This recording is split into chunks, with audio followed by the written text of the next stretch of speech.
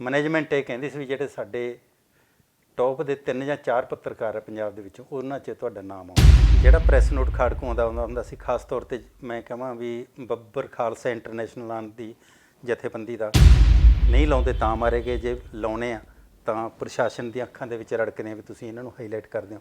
ਮੈਂ ਇਹ ਦਾਅਵਾ ਕੀਤਾ ਵੀ ਮੈਂ ਤੁਹਾਡੇ ਨਾਲੋਂ ਵੱਡਾ ਸਿੱਖ ਹਾਂ। ਇਸ ਉਹ ਕਹਿੰਦੇ ਵੀ ਤੁਸੀਂ ਇਹਨਾਂ ਬੰਦਿਆਂ ਨੂੰ ਤੁਸੀਂ ਜੇ ਹਾਈਲਾਈਟ ਨਾ ਕਰੋ ਮੀਡੀਆ ਵਾਲੇ ਤਾਂ ਅਸੀਂ ਇਸ ਮੂਵਮੈਂਟ ਨੂੰ ਛੇਤੀ ਦਬਾ ਦਈਏ। ਉਹ ਤੁਹਾਡੇ ਯਾਦ ਹੈ ਅਜੇ ਤੱਕ? ਉਹ ਤਾਂ ਬਾਬਾ ਚਰਚਾ ਵਾਲੀ ਗੱਲ ਹੈ ਨਾ ਜੀ। ਹਾਂ, ਤਾਂ ਫੋਟੋਗ੍ਰਾਫਰ ਵੀਰੇ ਨੇ ਖੜੇ ਨੇ ਕਿਤੇ ਕਹਿਤਾ ਵੀ ਮਾਨ ਸਾਹਿਬ ਉਹ ਦੱਸੋ ਜਿਹੜੀ ਉੱਥੇ ਲੰਗਰ ਦੇ ਵਿੱਚ ਇੱਕ ਬੱਕਰੀ ਦਾ ਮੀਟ ਬਣਿਆ, ਤਖਤ ਸ਼੍ਰੀ ਦਮਦਮਾ ਸਾਹਿਬ। ਮਾਨ ਸਾਹਿਬ ਕਹਿੰਦੇ ਮੈਨੂੰ ਪਤਾ ਲੱਗ ਗਿਆ, ਤੁਹਾਨੂੰ ਬਾਦਲ ਹੋਰਾਂ ਨੇ ਭੇਜਿਆ।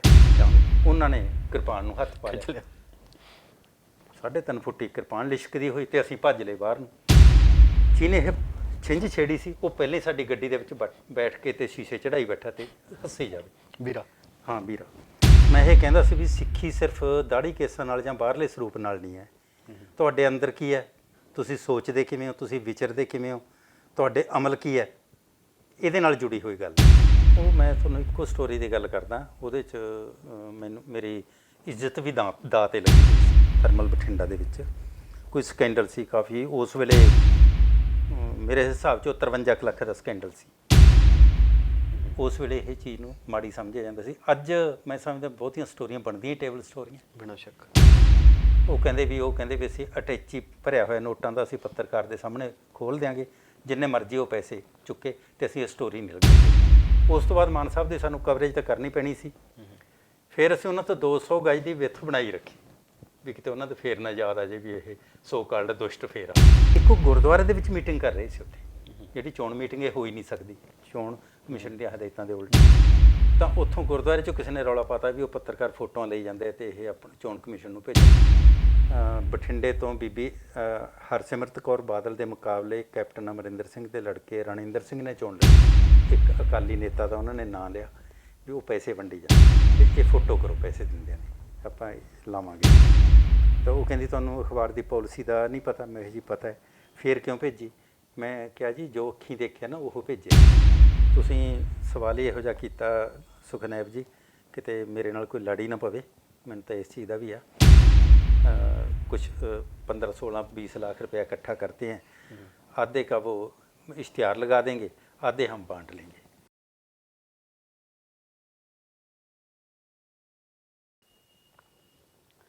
ਪੰਜਾਬੀ ਨਿਊਜ਼ ਆਨਲਾਈਨ ਦੇਖਦੇ ਸਾਰੇ ਦਰਸ਼ਕਾਂ ਦਾ ਸਵਾਗਤ। ਦੋਸਤੋ, ਮੈਂ ਸੁਖਨੈਬ ਸਿੰਘ ਸਿੱਧੂ ਇਸ ਵਕਤ ਤੁਹਾਡੇ ਨਾਲ ਪੱਤਰਕਾਰਤਾ ਦੀ ਗੱਲ ਕਰਦਾ। ਪੱਤਰਕਾਰ ਬਹੁਤ ਸਾਰੇ ਲੋਕਾਂ ਦੇ ਨਾਂ ਦੇ ਨਾਲ ਜੁੜਿਆ ਤੁਸੀਂ ਦੇਖਿਆ ਹੋਊਗਾ। ਇੱਕ ਵੇਲਾ ਸੀ ਬੜੀ ਇੱਜ਼ਤ ਹੁੰਦੀ ਸੀ ਪੱਤਰਕਾਰਾਂ ਦੀ, ਤੇ ਇੱਕ ਇਹੋ ਜਿਹਾ ਵੇਲਾ ਹੁਣ ਉਹ ਇੱਜ਼ਤ ਨਹੀਂ ਰਹੀ। ਇਹਦੇ ਪਿੱਛੇ ਵੀ ਅਸੀਂ ਜ਼ਿੰਮੇਵਾਰ ਹਾਂ, ਤੇ ਜਾਂ ਫਿਰ ਉਹ ਲੋਕ ਜਿਹੜੇ ਮੌਕਾ ਪ੍ਰਸਤ ਨੇ ਸਮੇਂ ਦੇ ਉੱਤੇ ਜਾਂ ਇਸ ਨੋਬਲ ਪ੍ਰੋਫੈਸ਼ਨ ਨੂੰ ਕਿਤੇ ਨਾ ਕਿਤੇ ਉਹ ਬਦਨਾਮ ਕਰਨ ਦੇ ਵਾਸਤੇ ਤੁਰੇ ਵੀ ਕਾਹਦੇ ਵਾਸਤੇ? ਕਿਉਂਕਿ ਨਿੱਜੀ ਮਫਾਦ ਸੀ। ਪਰ ਮੈਂ ਕੁਛ ਹਟਵੀਂ ਗੱਲ ਕਰਦਾ। ਪੱਤਰਕਾਰਤਾ ਦੇ ਸੰਦਰਭ ਦੇ ਵਿੱਚ ਬੜੇ ਬਦਲਾਅ ਆਏ, ਬੜਾ ਕੁਛ ਹੋਇਆ। ਅੱਜ ਜਿਹੜੀ ਹੈਗੀ ਸੋਸ਼ਲ ਮੀਡੀਆ ਇੱਕ ਸ਼ਬਦ ਜੁੜ ਗਿਆ। ਇਹੋ ਜਿਹੀ ਪੱਤਰਕਾਰੀ ਦੇ ਨਾਲ ਜੁੜੀਆਂ ਬਹੁਤ ਸਾਰੀਆਂ ਗੱਲਾਂ ਤੇ ਬਹੁਤਾ ਕੁਛ ਬਿਨ ਸਿਰ ਪੈਰ ਦਾ ਹੈ। ਤੇ ਅਸੀਂ ਉੱਥੋਂ ਗੱਲ ਸ਼ੁਰੂ ਕਰਦੇ ਹਾਂ ਜਿੱਥੇ ਸੱਚੀ ਬੜੀ ਮਿਹਨਤ ਕਰਨੀ ਪੈਂਦੀ ਸੀ। ਸਾਡੇ ਵਾਸਤੇ ਇੱਕ ਸਤਿਕਾਰਤ ਨਾਂ ਹੈ ਰਣਧੀਰ ਗਿੱਲ-ਪੱਤੀ। ਬਠਿੰਡੇ ਨੇੜਲੇ ਇਲਾਕਿਆਂ ਦੇ ਵਿੱਚ, ਜਾਂ ਇਹ ਕਹਿ ਲਈਏ ਕਿ ਕਿਸੇ ਵੇਲੇ ਮਾਲਵੇ ਦੇ ਵਿੱਚ ਪੂਰੀ ਧਾਕ ਕੁਛ ਨਾਮਾਂ ਦੀ ਹੁੰਦੀ ਸੀ। ਉਹਨਾਂ 'ਚੋਂ ਰਣਧੀਰ ਗਿੱਲ-ਪੱਤੀ ਹੋਰਾਂ ਦਾ ਨਾਂ ਇੱਕ ਸੀ। ਪੱਤਰਕਾਰਤਾ ਤਾਂ ਛੱਡਤੀ, ਪਰ ਨਾਲ ਕੁਝ ਲੇਖਣ ਦੇ ਕਾਰਜ ਆਰੰਭੇ ਹੋਏ ਨੇ। ਕੁਛ ਇਹੋ ਜਿਹੀਆਂ ਚਿਣਗਾਂ ਲਾਉਣ ਦਾ ਯਤਨ ਵੀ ਹੋ ਰਿਹਾ ਕਿ ਸਮਾਜ ਨੂੰ ਸਹੀ ਸੇਧ ਮਿਲੇ। ਕਿਹੜੇ ਜ਼ਰੀਏ, ਉਹ ਵੀ ਤੁਹਾਨੂੰ ਦੱਸਾਂਗੇ। ਹਾਂਜੀ ਗਿੱਲ-ਪੱਤੀ ਸਾਹਿਬ, ਸਵਾਗਤ। ਸਤਿ ਸ਼੍ਰੀ ਅਕਾਲ ਜੀ। ਹਾਂਜੀ, ਸਤਿ ਸ਼੍ਰੀ ਅਕਾਲ ਜੀ। ਤੁਹਾਡੇ ਚੈਨਲ ਦਾ ਸਵਾਗਤ ਜੀ, ਜਿਨ੍ਹਾਂ ਨੇ ਮੈਨੂੰ ਟਾਈਮ ਦਿੱਤਾ। ਬਹੁਤ ਬਹੁਤ ਧੰਨਵਾਦੀ ਹਾਂ ਮੈਂ ਤੁਹਾਡਾ। ਹੁਣ ਆਪਾਂ ਕਰਦੇ ਹਾਂ ਪੱਤਰਕਾਰਤਾ ਦੀ ਗੱਲ ਜੀ। ਜਿਹੜਿਆਂ ਵੇਲਿਆਂ ਦੇ ਵਿੱਚ ਤੁਸੀਂ ਗੱਲਾਂ ਕਰਦੇ ਹੋ, ਹੁਣ ਮੈਂ 95 ਤੱਕ ਦਾ ਤਾਂ ਮੈਨੂੰ ਪਤਾ ਹੈ, ਤੁਸੀਂ ਅੱਜ ਦੀ ਆਵਾਜ਼ ਨਾਲ ਵੀ ਕੰਮ ਕੀਤਾ, ਮੇਰੇ ਖਿਆਲ 'ਚ ਨਵੇਂ ਜਵਾਨੇ ਨਾਲ ਵੀ ਕੀਤਾ ਹੋਊ ਜਾਂ ਕੁਛ ਹੋਰ ਜਿੱਥੇ ਵੀ ਕੀਤਾ। ਤੇ ਕਿੱਥੋਂ ਸ਼ੁਰੂ ਹੋਏ ਸੀ? ਅਸਲ 'ਚ 81-82 ਤੋਂ ਆਪਾਂ ਗੱਲ ਕਰੀਏ ਜੀ, 1981-82 ਤੋਂ ਮੈਨੂੰ ਲਿਖਣ ਦਾ ਤਾਂ ਸ਼ੁਰੂ ਤੋਂ ਹੀ ਸ਼ੌਕ ਸੀ। ਜਿਵੇਂ ਆਪਣੇ ਆਪ ਨੂੰ ਕੰਫੀਡੈਂਸ ਨਹੀਂ ਹੁੰਦਾ, ਬੰਦੇ ਨੂੰ ਆਤਮ ਵਿਸ਼ਵਾਸ ਦੀ ਘਾਟ ਹੁੰਦੀ ਆ। ਮੈਂ ਲਿਖਦਾ ਸੀ, ਕੋਈ ਲਿਖਤ 'ਤੇ ਪਾੜ ਕੇ ਸੁੱਟ ਦਿੰਦਾ ਸੀ। ਇੱਕ ਵਾਰੀ ਮੈਂ ਕੁਛ ਕਹਾਣੀਆਂ ਲਿਖੀਆਂ ਅਤੇ ਆਪਣੇ ਇੱਕ ਇਹੋ ਜਿਹੇ ਦੋਸਤ ਨੂੰ ਦਿਖਾਈਆਂ ਜਿਹਦਾ ਸਾਹਿਤ ਨਾਲ ਕੋਈ ਲਾਗਾ ਦੇਗਾ ਨਹੀਂ ਸੀ। ਤਾਂ ਉਹਨੇ ਮੈਨੂੰ ਕਿਹਾ, ਕਹਿੰਦਾ ਇਹ ਆਪਣੇ ਵੱਸ ਦਾ ਰੋਗ ਨਹੀਂ ਹੁੰਦਾ ਲਿਖਣਾ। ਤਾਂ ਅਸੀਂ ਚੁੱਲ੍ਹੇ ਤੇ ਚਾਹ ਬਣਾ ਰਹੇ ਸੀ, ਮੈਂ ਉਹ ਸਾਰੇ ਕਾਪੀ ਕਹਾਣੀਆਂ ਵਾਲੀ ਚੁੱਲ੍ਹੇ 'ਚ ਡਾਤੀ, ਚੁੱਲ੍ਹੇ 'ਚ ਮੱਚ ਗਈਆਂ ਉਹ। ਮੈਨੂੰ ਉਹਦਾ ਅੱਜ ਤੱਕ ਵੀ ਅਫਸੋਸ ਹੈ ਵੀ ਜਿਹੜੇ ਮੇਰੇ ਉਹ ਲਿਖਤ ਹੈ ਸ਼ਾਇਦ ਮੈਂ ਮੁੜ ਕੇ ਉਹ ਨਾ ਲਿਖ ਸਕਿਆ ਹੋਵਾਂ। ਸਹੀ। ਮੈਂ ਇਹ ਕਹਿ ਸਕਦਾ ਵੀ ਮੈਂ ਇੱਕ ਗਲਤ ਬੰਦੇ ਤੋਂ ਸਲਾਹ ਲੈ ਲਈ। ਖਾਕਾਂ ਦੀ ਗੱਲ ਆਮ ਆ ਗਿਆ, ਨਹੀਂ ਮੁਨਾਸਬ ਕਰ। ਹਾਂਜੀ ਹਾਂਜੀ ਬਿਲਕੁਲ। ਉਸ ਤੋਂ ਪਿੱਛੋਂ ਪੰਜਾਬੀ ਟ੍ਰਿਬਿਊਨ ਨੇ ਕੋਈ 82-83 ਦੇ ਕਰੀਬ ਮੇਰੇ ਖਿਆਲ 'ਚ ਉਹਨਾਂ ਨੇ ਇੱਕ ਸ਼ੁਰੂ ਕੀਤਾ ਸੀ, ਇੱਕ ਲੜੀ ਸ਼ੁਰੂ ਕੀਤੀ ਸੀ। ਇੱਕ ਉਹ ਟੌਪਿਕ ਦਿੰਦੇ ਹੁੰਦੇ ਸੀ ਅਤੇ ਉਹ ਕਹਿੰਦੇ ਹੁੰਦੇ ਸੀ ਟੌਪਿਕ ਦੇ ਉੱਤੇ ਤੁਸੀਂ ਕੋਈ 250 ਸ਼ਬਦਾਂ ਦਾ ਕੁਛ ਵੀ ਆਪਣਾ ਲਿਖ ਕੇ ਭੇਜੋ, ਆਪਣੇ ਵਿਚਾਰ ਲਿਖ ਕੇ ਭੇਜੋ ਅਤੇ ਅਸੀਂ ਉਹਦੇ 'ਚੋਂ ਪਹਿਲਾ, ਦੂਜਾ, ਤੀਜਾ ਇਨਾਮ ਦੇਵਾਂਗੇ। ਇਨਾਮ ਤਾਂ ਇਨਾਮ ਹੀ ਹੁੰਦੇ ਉਦੋਂ 50 ਰੁਪਏ ਹੀ ਸੀ। 50 ਰੁਪਏ ਵੀ ਬਹੁਤ ਵੱਡੀ ਚੀਜ਼ ਸੀ ਉਸ ਵੇਲੇ ਜੀ। ਤਾਂ ਮੈਂ ਪਹਿਲੀ ਵਾਰ ਉਹਦੇ 'ਚ ਹਿੱਸਾ ਲਿਆ ਅਤੇ ਮੈਂ ਮੇਰੇ ਹੁਣ ਵਿਸ਼ਾ ਤਾਂ ਯਾਦ ਨਹੀਂ ਹੈ ਕਿਹੜੇ ਵਿਸ਼ੇ 'ਤੇ ਲਿਖਿਆ। ਤਾਂ ਉਹ ਜਦੋਂ ਮੈਂ ਲਿਖਤ ਭੇਜੀ ਤਾਂ ਪੰਜਾਬ 'ਚੋਂ ਮੇਰੀ ਲਿਖਤ ਉਹ ਪਹਿਲੇ ਨੰਬਰ 'ਤੇ ਆਈ। ਤਾਂ ਮੈਨੂੰ ਉਹਦਾ ਇਨਾਮ ਵੀ ਮਿਲਿਆ। ਮੈਨੂੰ ਆਤਮ ਵਿਸ਼ਵਾਸ ਹੋ ਗਿਆ, ਮੈਨੂੰ ਇਹ ਗੱਲ ਲੱਗਣ ਲੱਗ ਗਈ ਵੀ ਮੈਂ ਵੀ ਕੁਛ ਲਿਖ ਸਕਦਾ। ਇੰਨੀ ਗੱਲ ਨਹੀਂ ਹੈ ਵੀ ਮੈਂ ਵੀ ਇਸ ਫੀਲਡ ਦੇ ਵਿੱਚ ਕੁਛ ਨਾ ਕੁਛ ਕਰ ਸਕਦਾ। ਜਦੋਂ ਦੂਜੀ ਵਾਰ ਉਹੀ ਮੁਕਾਬਲਾ ਹੋਇਆ, ਦੂਜੀ ਵਾਰ ਮੈਂ ਫਿਰ ਸੈਕਿੰਡ ਆਇਆ, ਤੀਜੀ ਵਾਰ ਫਿਰ ਫਸਟ ਆਇਆ ਪੰਜਾਬ ਦੇ ਵਿੱਚੋਂ। ਫਿਰ ਮੈਨੂੰ ਲਿਖਣ ਦੀ ਇੱਕ ਕਿਸਮ ਦੀ ਚੇਟਕ ਲੱਗ ਗਈ, ਲੱਗਣ ਲੱਗ ਗਈ। ਪੜ੍ਹਨ ਲਿਖਣ ਦਾ ਪਹਿਲਾਂ ਬਹੁਤ ਸ਼ੌਕ ਸੀ ਜੀ। ਬਹੁਤ ਦੇਸ਼ ਦੇ ਸ਼ਹੀਦਾਂ ਮਰੀਦਾਂ ਦੀਆਂ ਬਹੁਤ ਕਿਤਾਬਾਂ ਪੜ੍ਹੀਆਂ, ਸਾਹਿਤਕ ਬਹੁਤ ਕਿਤਾਬਾਂ ਪੜ੍ਹੀਆਂ, ਜਸਵੰਤ ਸਿੰਘ ਕੰਵਲ, ਨਾਨਕ ਸਿੰਘ ਜੀ ਜਾਂ ਹੋਰ ਜਿੰਨੇ ਵੀ ਉਸ ਵੇਲੇ ਦੇ ਸੰਤ ਸਿੰਘ ਸੇਖੋਂ ਵਰਗੇ ਜੀ। ਉਹ ਸਾਰੇ ਪੜ੍ਹੇ। 88 ਦੇ ਅਖੀਰ 'ਚ ਮੈਂ ਬਕਾਇਦਾ ਪੱਤਰਕਾਰੀ 'ਚ ਅੱਜ ਦੀ ਆਵਾਜ਼ 'ਚ ਸ਼ਾਮਲ ਹੋਇਆ। ਜਲੰਧਰ ਤੋਂ ਮੈਂ ਪ੍ਰਕਾਸ਼ਿਤ ਹੁੰਦਾ ਸੀ, ਉਹਦੇ 'ਚ ਮੈਂ ਬਕਾਇਦਾ ਪੱਤਰਕਾਰੀ ਉਸ 'ਚ ਸ਼ੁਰੂ ਕੀਤੀ। ਸ਼ੁਰੂ 'ਚ ਚਲੋ ਇਹ ਵੀ ਹੁੰਦਾ ਵੀ ਕਈ ਵਾਰੀ ਨੌ ਸਿੱਖੇ ਹੁੰਦੇ ਆਪਾਂ ਨੂੰ ਕੋਈ ਬਹੁਤਾ ਤਜਰਬਾ ਨਹੀਂ ਹੁੰਦਾ, ਹੌਲੀ ਹੌਲੀ ਤਜਰਬਾ ਹਾਸਲ ਹੁੰਦਾ ਰਿਹਾ। ਤਾਂ ਉਸ ਅਖਬਾਰ ਦੇ ਵਿੱਚ ਵੀ ਮੈਨੇਜਮੈਂਟ ਇਹ ਕਹਿੰਦੀ ਸੀ ਵੀ ਜਿਹੜੇ ਸਾਡੇ ਟੌਪ ਦੇ 3 ਜਾਂ 4 ਪੱਤਰਕਾਰ ਹੈ ਪੰਜਾਬ ਦੇ ਵਿੱਚੋਂ, ਉਹਨਾਂ 'ਚ ਤੁਹਾਡਾ ਨਾਮ ਆਉਂਦਾ। ਇੱਕ ਚੀਜ਼ ਦੱਸਿਓ ਕਿ ਜਿਹੜਾ ਅੱਜ ਦੀ ਆਵਾਜ਼ ਅਖਬਾਰ ਸੀ ਉਹ ਪੰਥਕ ਸੀ, ਖਾਲਿਸਤਾਨ ਪੱਖੀ ਜਾਂ ਆਪਾਂ ਕਹਿ ਲਈਏ ਕਿ ਜਿਹੜੀ ਮੂਵਮੈਂਟ ਉਹਨਾਂ ਵੇਲਿਆਂ 'ਚ ਚੱਲੀ ਉਹਦੇ ਹਮਾਇਤ ਦੇ ਵਿੱਚ ਸੀ। ਤੁਸੀਂ ਸੀ ਜਿਹੜੇ ਉਹ ਖੱਬੇ ਪੱਖੀ ਧਿਰ ਦੇ ਨਾਲ ਜੁੜੇ ਸੀ, ਜੁਝਾਰੂ ਸੋਚ ਦੇ ਨਾਲ ਜੁੜੇ ਸੀ। ਉਹ ਫਿਰ ਕਿਵੇਂ ਜੇ ਫਿੱਟ ਆਉਂਦਾ ਰਿਹਾ ਕੰਮ? ਹਾਂ, ਇਸ ਕਿਸਮ ਦਾ ਵੀ ਉੱਥੇ ਰੌਲਾ ਵੀ ਰਹਿੰਦਾ ਰਿਹਾ ਇਸ ਕਿਸਮ ਦਾ। ਜਿਵੇਂ ਮੇਰੇ ਵਾਲ ਕੱਟੇ ਹੋਏ ਸੀ, ਦਾੜੀ ਦੇ ਵਾਲ ਕੱਟੇ ਹੋਏ ਸੀ, ਉਹ ਮੈਨੂੰ ਕੰਪੈਲ ਕਰਦੇ ਵੀ ਤੂੰ ਦਾੜੀ ਰੱਖ, ਇਹ ਕਰ। ਮੇਰੀ ਉਹਨਾਂ ਨਾਲ ਬਹਿਸ ਵੀ ਚੱਲਦੀ। ਇੱਕ ਵਾਰੀ ਉੱਥੇ ਸਪਲੀਮੈਂਟ ਨਿਕਲਣਾ ਸੀ ਅਤੇ ਸਾਰੀ ਰਾਤ ਬਹਿਸ ਚੱਲਦੀ ਰਹੀ ਦਫ਼ਤਰ 'ਚ। ਮੈਂ ਇਹ ਕਹਿੰਦਾ ਸੀ ਵੀ ਸਿੱਖੀ ਸਿਰਫ ਦਾੜੀ ਕੇਸਾਂ ਨਾਲ ਜਾਂ ਬਾਹਰਲੇ ਸਰੂਪ ਨਾਲ ਨਹੀਂ ਹੈ। ਤੁਹਾਡੇ ਅੰਦਰ ਕੀ ਹੈ, ਤੁਸੀਂ ਸੋਚਦੇ ਕਿਵੇਂ ਹੋ, ਤੁਸੀਂ ਵਿਚਰਦੇ ਕਿਵੇਂ ਹੋ, ਤੁਹਾਡੇ ਅਮਲ ਕੀ ਹੈ, ਇਹਦੇ ਨਾਲ ਜੁੜੀ ਹੋਈ ਗੱਲ ਹੈ। ਮੈਂ ਇਹ ਦਾਅਵਾ ਕੀਤਾ, ਉਹਨਾਂ 'ਚੋਂ ਕਈ ਸਾਰੇ ਬੰਦਿਆਂ ਨੂੰ ਜਿਨ੍ਹਾਂ 'ਚ ਕਮੀਆਂ ਸੀ ਮੈਂ ਜਾਣਦਾ ਸੀ, ਮੈਂ ਇਹ ਦਾਅਵਾ ਕੀਤਾ ਵੀ ਮੈਂ ਤੁਹਾਡੇ ਨਾਲੋਂ ਵੱਡਾ ਸਿੱਖ ਹਾਂ ਇਸ ਮਾਮਲੇ 'ਚ। ਜਿਹੜੇ ਸਿੱਖੀ ਦੇ ਅਸੂਲ ਹੈ, ਜੋ ਰਹਿਤ ਮਰਜ਼ਾਦਾ ਦੱਸੀ ਹੈ, ਬਾਹਰੀ ਸਰੂਪ 'ਚ ਭਾਵੇਂ ਮੈਂ ਨਹੀਂ ਸਿੱਖ, ਪਰ ਉਹਨਾਂ ਅਸੂਲਾਂ ਨੂੰ, ਉਹਨਾਂ ਜਿਹੜੀਆਂ ਸਿੱਖਿਆਵਾਂ ਨੂੰ ਗੁਰੂ ਸਾਹਿਬਾਨ ਦੀਆਂ ਨੂੰ ਮੈਂ ਤੁਹਾਡੇ ਨਾਲੋਂ ਵੱਧ ਫਾਲੋ ਕਰਦਾ। ਅਤੇ ਅਖੀਰ ਉਹ ਬਹਿਸ ਤੋਂ ਮਤਲਬ ਉਹਨਾਂ ਨੂੰ ਅਗਾਂਹ ਕੋਈ ਗੱਲ ਨਹੀਂ ਆਈ, ਜਾਂ ਆਪਾਂ ਇਹ ਕਹਿ ਲਓ ਬਹਿਸ ਤੋਂ ਬਾਹਰ ਹੋ ਗਏ ਜੀ। ਅੱਜ ਦੀ ਆਵਾਜ਼ ਕਾਫੀ ਔਖ ਭਰੇ ਸਮੇਂ ਦੇ ਵਿੱਚ ਚੱਲ ਰਿਹਾ ਸੀ। ਉਹਨਾਂ ਵੇਲਿਆਂ ਦੇ ਵਿੱਚ ਪੱਤਰਕਾਰਤਾ ਤਾਂ ਬੜੀ ਔਖੀ ਹੁੰਦੀ ਸੀ। ਖੜਕੂਬਾਦ ਦਾ ਦੌਰ ਉਹ ਸੀ, ਕਾਲੇ ਦੌਰ ਨੂੰ ਜੇ ਅਸੀਂ ਚੇਤੇ ਕਰਦੇ ਹਾਂ ਤਾਂ ਜਾਂ ਮੁੰਡਿਆਂ ਦਾ ਪ੍ਰੈਸ ਨੋਟ ਆ ਜਾਂਦਾ, ਲਾਉਣਾ ਵੀ ਪੈਂਦਾ ਸੀ ਪੱਤਰਕਾਰਾਂ ਨੂੰ। ਜੇ ਲਾ ਦਿੰਦੇ ਸੀ ਤਾਂ ਪੁਲਿਸ ਵੀ ਤੰਗ ਪਰੇਸ਼ਾਨ ਕਰਦੇ। ਇਹੋ ਜਿਹੇ ਅੜਿੱਕੇ ਕਿੰਨੇ ਕੁ ਲੱਗਦੇ? ਹਾਂ, ਬਹੁਤ ਅੜਿੱਕੇ ਆਏ ਇਹੋ ਜਿਹੇ। ਜਿਹੜਾ ਪ੍ਰੈਸ ਨੋਟ ਖਾੜਕੂਆਂ ਦਾ ਆਉਂਦਾ ਹੁੰਦਾ ਸੀ, ਖਾਸ ਤੌਰ 'ਤੇ ਮੈਂ ਕਹਾਂ ਵੀ ਬੱਬਰ ਖਾਲਸਾ ਇੰਟਰਨੈਸ਼ਨਲ ਆਂ ਦੀ ਜਥੇਬੰਦੀ ਦਾ ਡਾਕ ਰਾਹੀਂ ਆਉਂਦਾ ਹੁੰਦਾ, ਤਾਂ ਜਦੋਂ ਪ੍ਰੈਸ ਨੋਟ ਖੋਲ੍ਹਦੇ ਅਤੇ ਉਹਦੇ ਉੱਪਰ ਪਹਿਲਾਂ ਹੀ ਲਿਖਿਆ ਹੁੰਦਾ ਸ਼ਸਤਰ ਬਿਨਾ ਸਿੰਘ ਭੇਡ ਦੀ ਨਹੀਂ ਹੈ, ਪਹਿਲਾਂ ਮਰਨ ਕਬੂਲ ਕਰ, ਜੀਵਨ ਕੀ ਛੱਡ ਆਸ। ਉੱਥੋਂ ਪਹਿਲੀਆਂ 2 ਲਾਈਨਾਂ ਤੋਂ ਬੰਦੇ 'ਤੇ ਪ੍ਰਭਾਵ ਹੋ ਜਾਂਦਾ ਸੀ ਵੀ ਇਹ ਇੱਕ ਬੜਾ ਰਿਸਕੀ ਕੰਮ ਹੈ, ਨਹੀਂ ਲਾਉਂਦੇ ਤਾਂ ਮਾਰੇ ਗਏ, ਜੇ ਲਾਉਣੇ ਆ ਤਾਂ ਪ੍ਰਸ਼ਾਸਨ ਦੀਆਂ ਅੱਖਾਂ ਦੇ ਵਿੱਚ ਰੜਕਦੇ ਆ ਵੀ ਤੁਸੀਂ ਇਹਨਾਂ ਨੂੰ ਹਾਈਲਾਈਟ ਕਰਦੇ ਹੋ। ਚਲੋ ਉਹ ਅਸੀਂ ਉਹ ਲਾਉਂਦੇ ਰਹੇ। ਅੱਛਾ, ਉਹ ਵੈਰੀਫਾਈ ਕਿਵੇਂ ਹੁੰਦਾ ਸੀਗਾ ਕਿ ਸੱਚੂ ਹੀ ਪ੍ਰੈਸ ਨੋਟ ਸੰਬੰਧਿਤ ਬੰਦੇ ਨਹੀਂ ਭੇਜਿਆ ਜਾਂ ਫੇਕ ਵੀ ਹੋ ਸਕਦਾ? ਨਹੀਂ, ਇਹਦਾ ਕੋਈ ਸਾਧਨ ਨਹੀਂ ਸੀ, ਕੋਈ ਆਪਣੇ ਕੋਲ ਕੋਈ ਇਹੋ ਜਿਹਾ ਜ਼ਰੀਆ ਨਹੀਂ ਸੀ ਜਿਹਦੇ ਜ਼ਰੀਏ ਨਾਲ ਆਪਾਂ ਨੂੰ ਇਹ ਪਤਾ ਲੱਗਦਾ। ਸਿਰਫ ਉਹ ਇੱਕ ਲੈਟਰ ਪੈਡ ਹੁੰਦੀ, ਖਤ ਰਾਹੀਂ ਪ੍ਰਾਪਤ ਹੋਇਆ ਲੈਟਰ ਪੈਡ ਲਿਖ ਕੇ। ਹਾਂ, ਉਹ ਹੁੰਦਾ ਸੀ। ਇੱਕ ਵਾਰੀ SSP ਸ਼ਾਇਦ SK ਸ਼ਰਮਾ ਸੀਗੇ ਇੱਥੇ ਉਸ ਵੇਲੇ, ਉਹਨਾਂ ਨੇ ਕਿਹਾ ਵੀ ਇੱਕ ਪ੍ਰੈਸ ਕਾਨਫਰੰਸ 'ਚ, ਉਹ ਕਹਿੰਦੇ ਵੀ ਤੁਸੀਂ ਇਹਨਾਂ ਬੰਦਿਆਂ ਨੂੰ ਤੁਸੀਂ ਜੇ ਹਾਈਲਾਈਟ ਨਾ ਕਰੋ ਮੀਡੀਆ ਵਾਲੇ ਤਾਂ ਅਸੀਂ ਇਸ ਮੂਵਮੈਂਟ ਨੂੰ ਛੇਤੀ ਦਬਾ ਦਈਏ। ਤਾਂ ਉਹਨਾਂ ਨੇ ਇਹ ਕੋਸ਼ਿਸ਼ ਕੀਤੀ ਕਹਿਣ ਦੀ ਕਿ ਤੁਸੀਂ ਇਹਨਾਂ ਦੀਆਂ ਖਬਰਾਂ ਵਗੈਰਾ ਨਾ ਲਾਇਆ ਕਰੋ ਜਾਂ ਇਸ ਤੋਂ ਅਵੋਇਡ ਕਰਿਆ ਕਰੋ। ਤਾਂ ਸਾਡੀ ਦਲੀਲ ਇਹ ਸੀ ਵੀ ਤੁਸੀਂ ਐਸਐਸਪੀ ਸਾਹਿਬ ਦਫ਼ਤਰ 'ਚ ਬੈਠੇ ਹੋ, ਤੁਹਾਡੇ ਕੋਲੇ ਆਉਣ ਤੋਂ ਪਹਿਲਾਂ ਸਾਡੀ 3 ਥਾਈਂ ਤਲਾਸ਼ੀ ਹੋਈ ਹੈ, ਤੁਹਾਡੇ ਆਲੇ ਦੁਆਲੇ ਕਿੰਨੇ ਤੁਹਾਡੇ ਸਿਕਿਉਰਿਟੀ ਦੇ ਤੁਹਾਡੇ ਕੋਲ ਹਥਿਆਰ ਹੈ, ਸਾਰੇ ਸਾਧਨ ਹੈ। ਇੱਕ ਪੱਤਰਕਾਰ ਕੋਲ ਕੀ ਸਾਧਨ ਹੈ? ਅਸੀਂ ਤਾਂ ਕਵਰੇਜ ਵਾਸਤੇ ਇੱਕ ਸਕੂਟਰ 'ਤੇ, ਸਾਈਕਲ 'ਤੇ, ਮੋਟਰਸਾਈਕਲ 'ਤੇ ਅਸੀਂ ਤਾਂ ਥਾਂ ਥਾਂ ਘੁੰਮਣਾ ਹੁੰਦਾ ਹੈ, ਖਾਲੀ ਉਜਾੜ ਸੜਕਾਂ 'ਤੇ ਵੀ ਅਸੀਂ ਜਾਣਾ ਪੈਂਦਾ ਸਾਨੂੰ। ਸਾਡੀ ਸਿਕਿਉਰਿਟੀ ਦਾ ਕੀ ਬੰਦੋਬਸਤ ਹੈ? ਇਹਦੇ 'ਚ ਫਿਰ ਉਹ ਨਿਰੁੱਤਰ ਸੀ, ਉਹਨਾਂ ਕੋਲ ਕੋਈ ਜਵਾਬ ਨਹੀਂ ਸੀ। ਅਤੇ ਅਸੀਂ ਉਹਨਾਂ ਨੂੰ ਕਿਹਾ ਇਹ ਸਾਡੀ ਵੀ ਤਾਂ ਇਹ ਇੱਕ ਮਜਬੂਰੀ ਹੈ, ਅਸੀਂ ਇਸ ਮਜਬੂਰੀ ਬਸ ਜੋ ਆਉਂਦਾ ਮੈਟਰ ਅਸੀਂ ਉਹ ਛਾਪ ਦਿੰਦੇ ਹਾਂ। ਉਹਨਾਂ ਵੇਲੇ ਦੀ ਜੇ ਪੱਤਰਕਾਰੀ ਨੂੰ ਅੱਜ ਦੇ ਸੰਦਰਭ ਅਸੀਂ ਦੇਖਦੇ ਹਾਂ ਜੀ, ਉਦੋਂ ਪ੍ਰੈਸ ਨੋਟ ਆਉਂਦੇ ਸੀ, ਅੱਜ ਕੱਲ੍ਹ ਵੀਡੀਓ ਦਾ ਕਲਿੱਪ ਆ ਜਾਂਦਾ। ਉਹ ਵੀਡੀਓ ਦਾ ਕਲਿੱਪ ਕਿੰਨਾ ਅਥੈਂਟਿਕ ਹੈ ਇਹ ਵੀ ਕਹਿਣਾ ਬੜਾ ਔਖਾ ਹੁੰਦਾ, ਪਰ ਉੱਥੇ ਬੈਠੇ ਪੱਤਰਕਾਰ ਕੋਈ ਨਾ ਕੋਈ ਸਟੋਰੀ ਬਣਾ ਦਿੰਦੇ ਆ, ਉਸੇ ਨੂੰ ਲੈ ਕੇ ਚਰਚਾ ਚੱਲੀ ਜਾਂਦੀ, ਜਾਂ ਫਿਰ ਕਿਸੇ ਨਾ ਕਿਸੇ ਬੰਦੇ ਦੀ ਪ੍ਰੈਸ ਕਾਨਫਰੰਸ 'ਚੋਂ ਵੀ ਇੱਕ ਅੱਧੀ ਕੋਈ ਗੱਲ ਆ ਗਈ ਤਾਂ ਘਟਨਾ ਬੇਸ਼ੱਕ ਜਲੰਧਰ ਦੀ ਹੋਵੇ ਤੇ ਬਠਿੰਡਿਓਂ ਬੈਠੇ ਸਟੋਰੀ ਹੋ ਜਾਂਦੀ ਹੈ, ਜਾਂ ਬਠਿੰਡੇ ਦੀ ਹੋਵੇ ਤਾਂ ਇਹ ਨਹੀਂ ਪਤਾ ਕਪੂਰਥਲੇ ਤੋਂ ਕੋਈ ਉਹਨੂੰ ਫਾਈਲ ਕਰ ਦੇਵੇ, ਇਹੋ ਜਿਹਾ ਕੁਝ ਚੱਲਦਾ। ਉਹਨਾਂ ਵੇਲਿਆਂ ਦੇ ਵਿੱਚ ਮੌਕੇ ਦੇ ਉੱਤੇ ਜਾ ਕੇ ਕੰਮ ਕਰਨਾ ਪੈਂਦਾ ਸੀ, ਫਿਰ ਸਟੋਰੀ ਫਾਈਲ ਕਰਨੀ ਪੈਂਦੀ ਸੀ, ਉਹ ਕਾਫੀ ਔਖਾ ਸੀ। ਉਹ ਪ੍ਰੋਸੈਸ ਸਮਝਾਓ। ਹਾਂ, ਉਹ ਵਾਕਈ ਔਖਾ ਕੰਮ ਸੀ। ਹੁਣ ਜਿਵੇਂ ਤਕਨੀਕ ਦਾ ਯੁੱਗ ਹੈ, ਹੁਣ ਕੀ ਹੈ, ਪਹਿਲਾਂ ਮੈਂ ਹੁਣ ਦੀ ਗੱਲ ਕਰਾਂ, ਹੁਣ ਤਾਂ ਬੜਾ ਸੌਖਾ ਹੋ ਗਿਆ। ਤੁਸੀਂ ਇੰਟਰਨੈਟ ਤੋਂ ਬਹੁਤ ਸਾਰੀ ਜਾਣਕਾਰੀ ਲੈ ਸਕਦੇ ਹੋ। ਬਹੁਤ ਸਾਰੇ ਜਿਹੜੇ ਸਰਕਾਰੀ ਵਿਭਾਗ ਹੈ ਜਾਂ ਪ੍ਰਾਈਵੇਟ ਲੋਕ ਹੈ ਜਾਂ ਕੋਈ ਜਥੇਬੰਦੀਆਂ, ਉਹ ਆਪਣਾ ਪ੍ਰੈਸ ਨੋਟ ਟਾਈਪ ਕਰਕੇ ਕੰਪਿਊਟਰ 'ਤੇ ਤੁਹਾਡੀ ਮੇਲ 'ਤੇ ਤੁਹਾਨੂੰ ਪਾ ਦਿੰਦੇ ਆ, ਤੁਹਾਨੂੰ ਕੋਈ ਖੇਚਲ ਨਹੀਂ ਕਰਨੀ ਪੈਂਦੀ। ਅਤੇ ਬਹੁਤ ਵਾਰੀ ਤਾਂ ਉਸੇ ਤਰ੍ਹਾਂ ਹੀ ਚੇਪ ਦਿੱਤਾ ਜਾਂਦਾ ਹੈਗਾ। ਸਹੀ ਹੈ। ਉਹ ਇੱਕ ਵਾਰੀ ਹੋਇਆ ਸੀ, ਆਪਣੇ ਐਡੀਟਰ ਦੀ ਮਾਂ ਦੀ ਉਹ ਸ਼ਰਧਾਂਜਲੀ ਭਿਜਵਾਤੀ ਸੀ ਕਿਸੇ ਨੇ ਛੇੜਛਾੜ ਕਰਦਿਆਂ ਨੇ ਜਾਣ ਕੇ। ਹਾਂ, ਕੋਈ ਇਹੋ ਜਿਹਾ ਵੀ ਹੋ ਗਿਆ ਸੀ, ਹੁਣ ਮੇਰੇ ਯਾਦ ਨਹੀਂ ਬਹੁਤੀਆਂ ਗੱਲਾਂ। ਮੇਰੇ ਹੈਗਾ ਮੋੜ ਮੰਡੀ ਤੋਂ ਸੀਗਾ ਜੀ।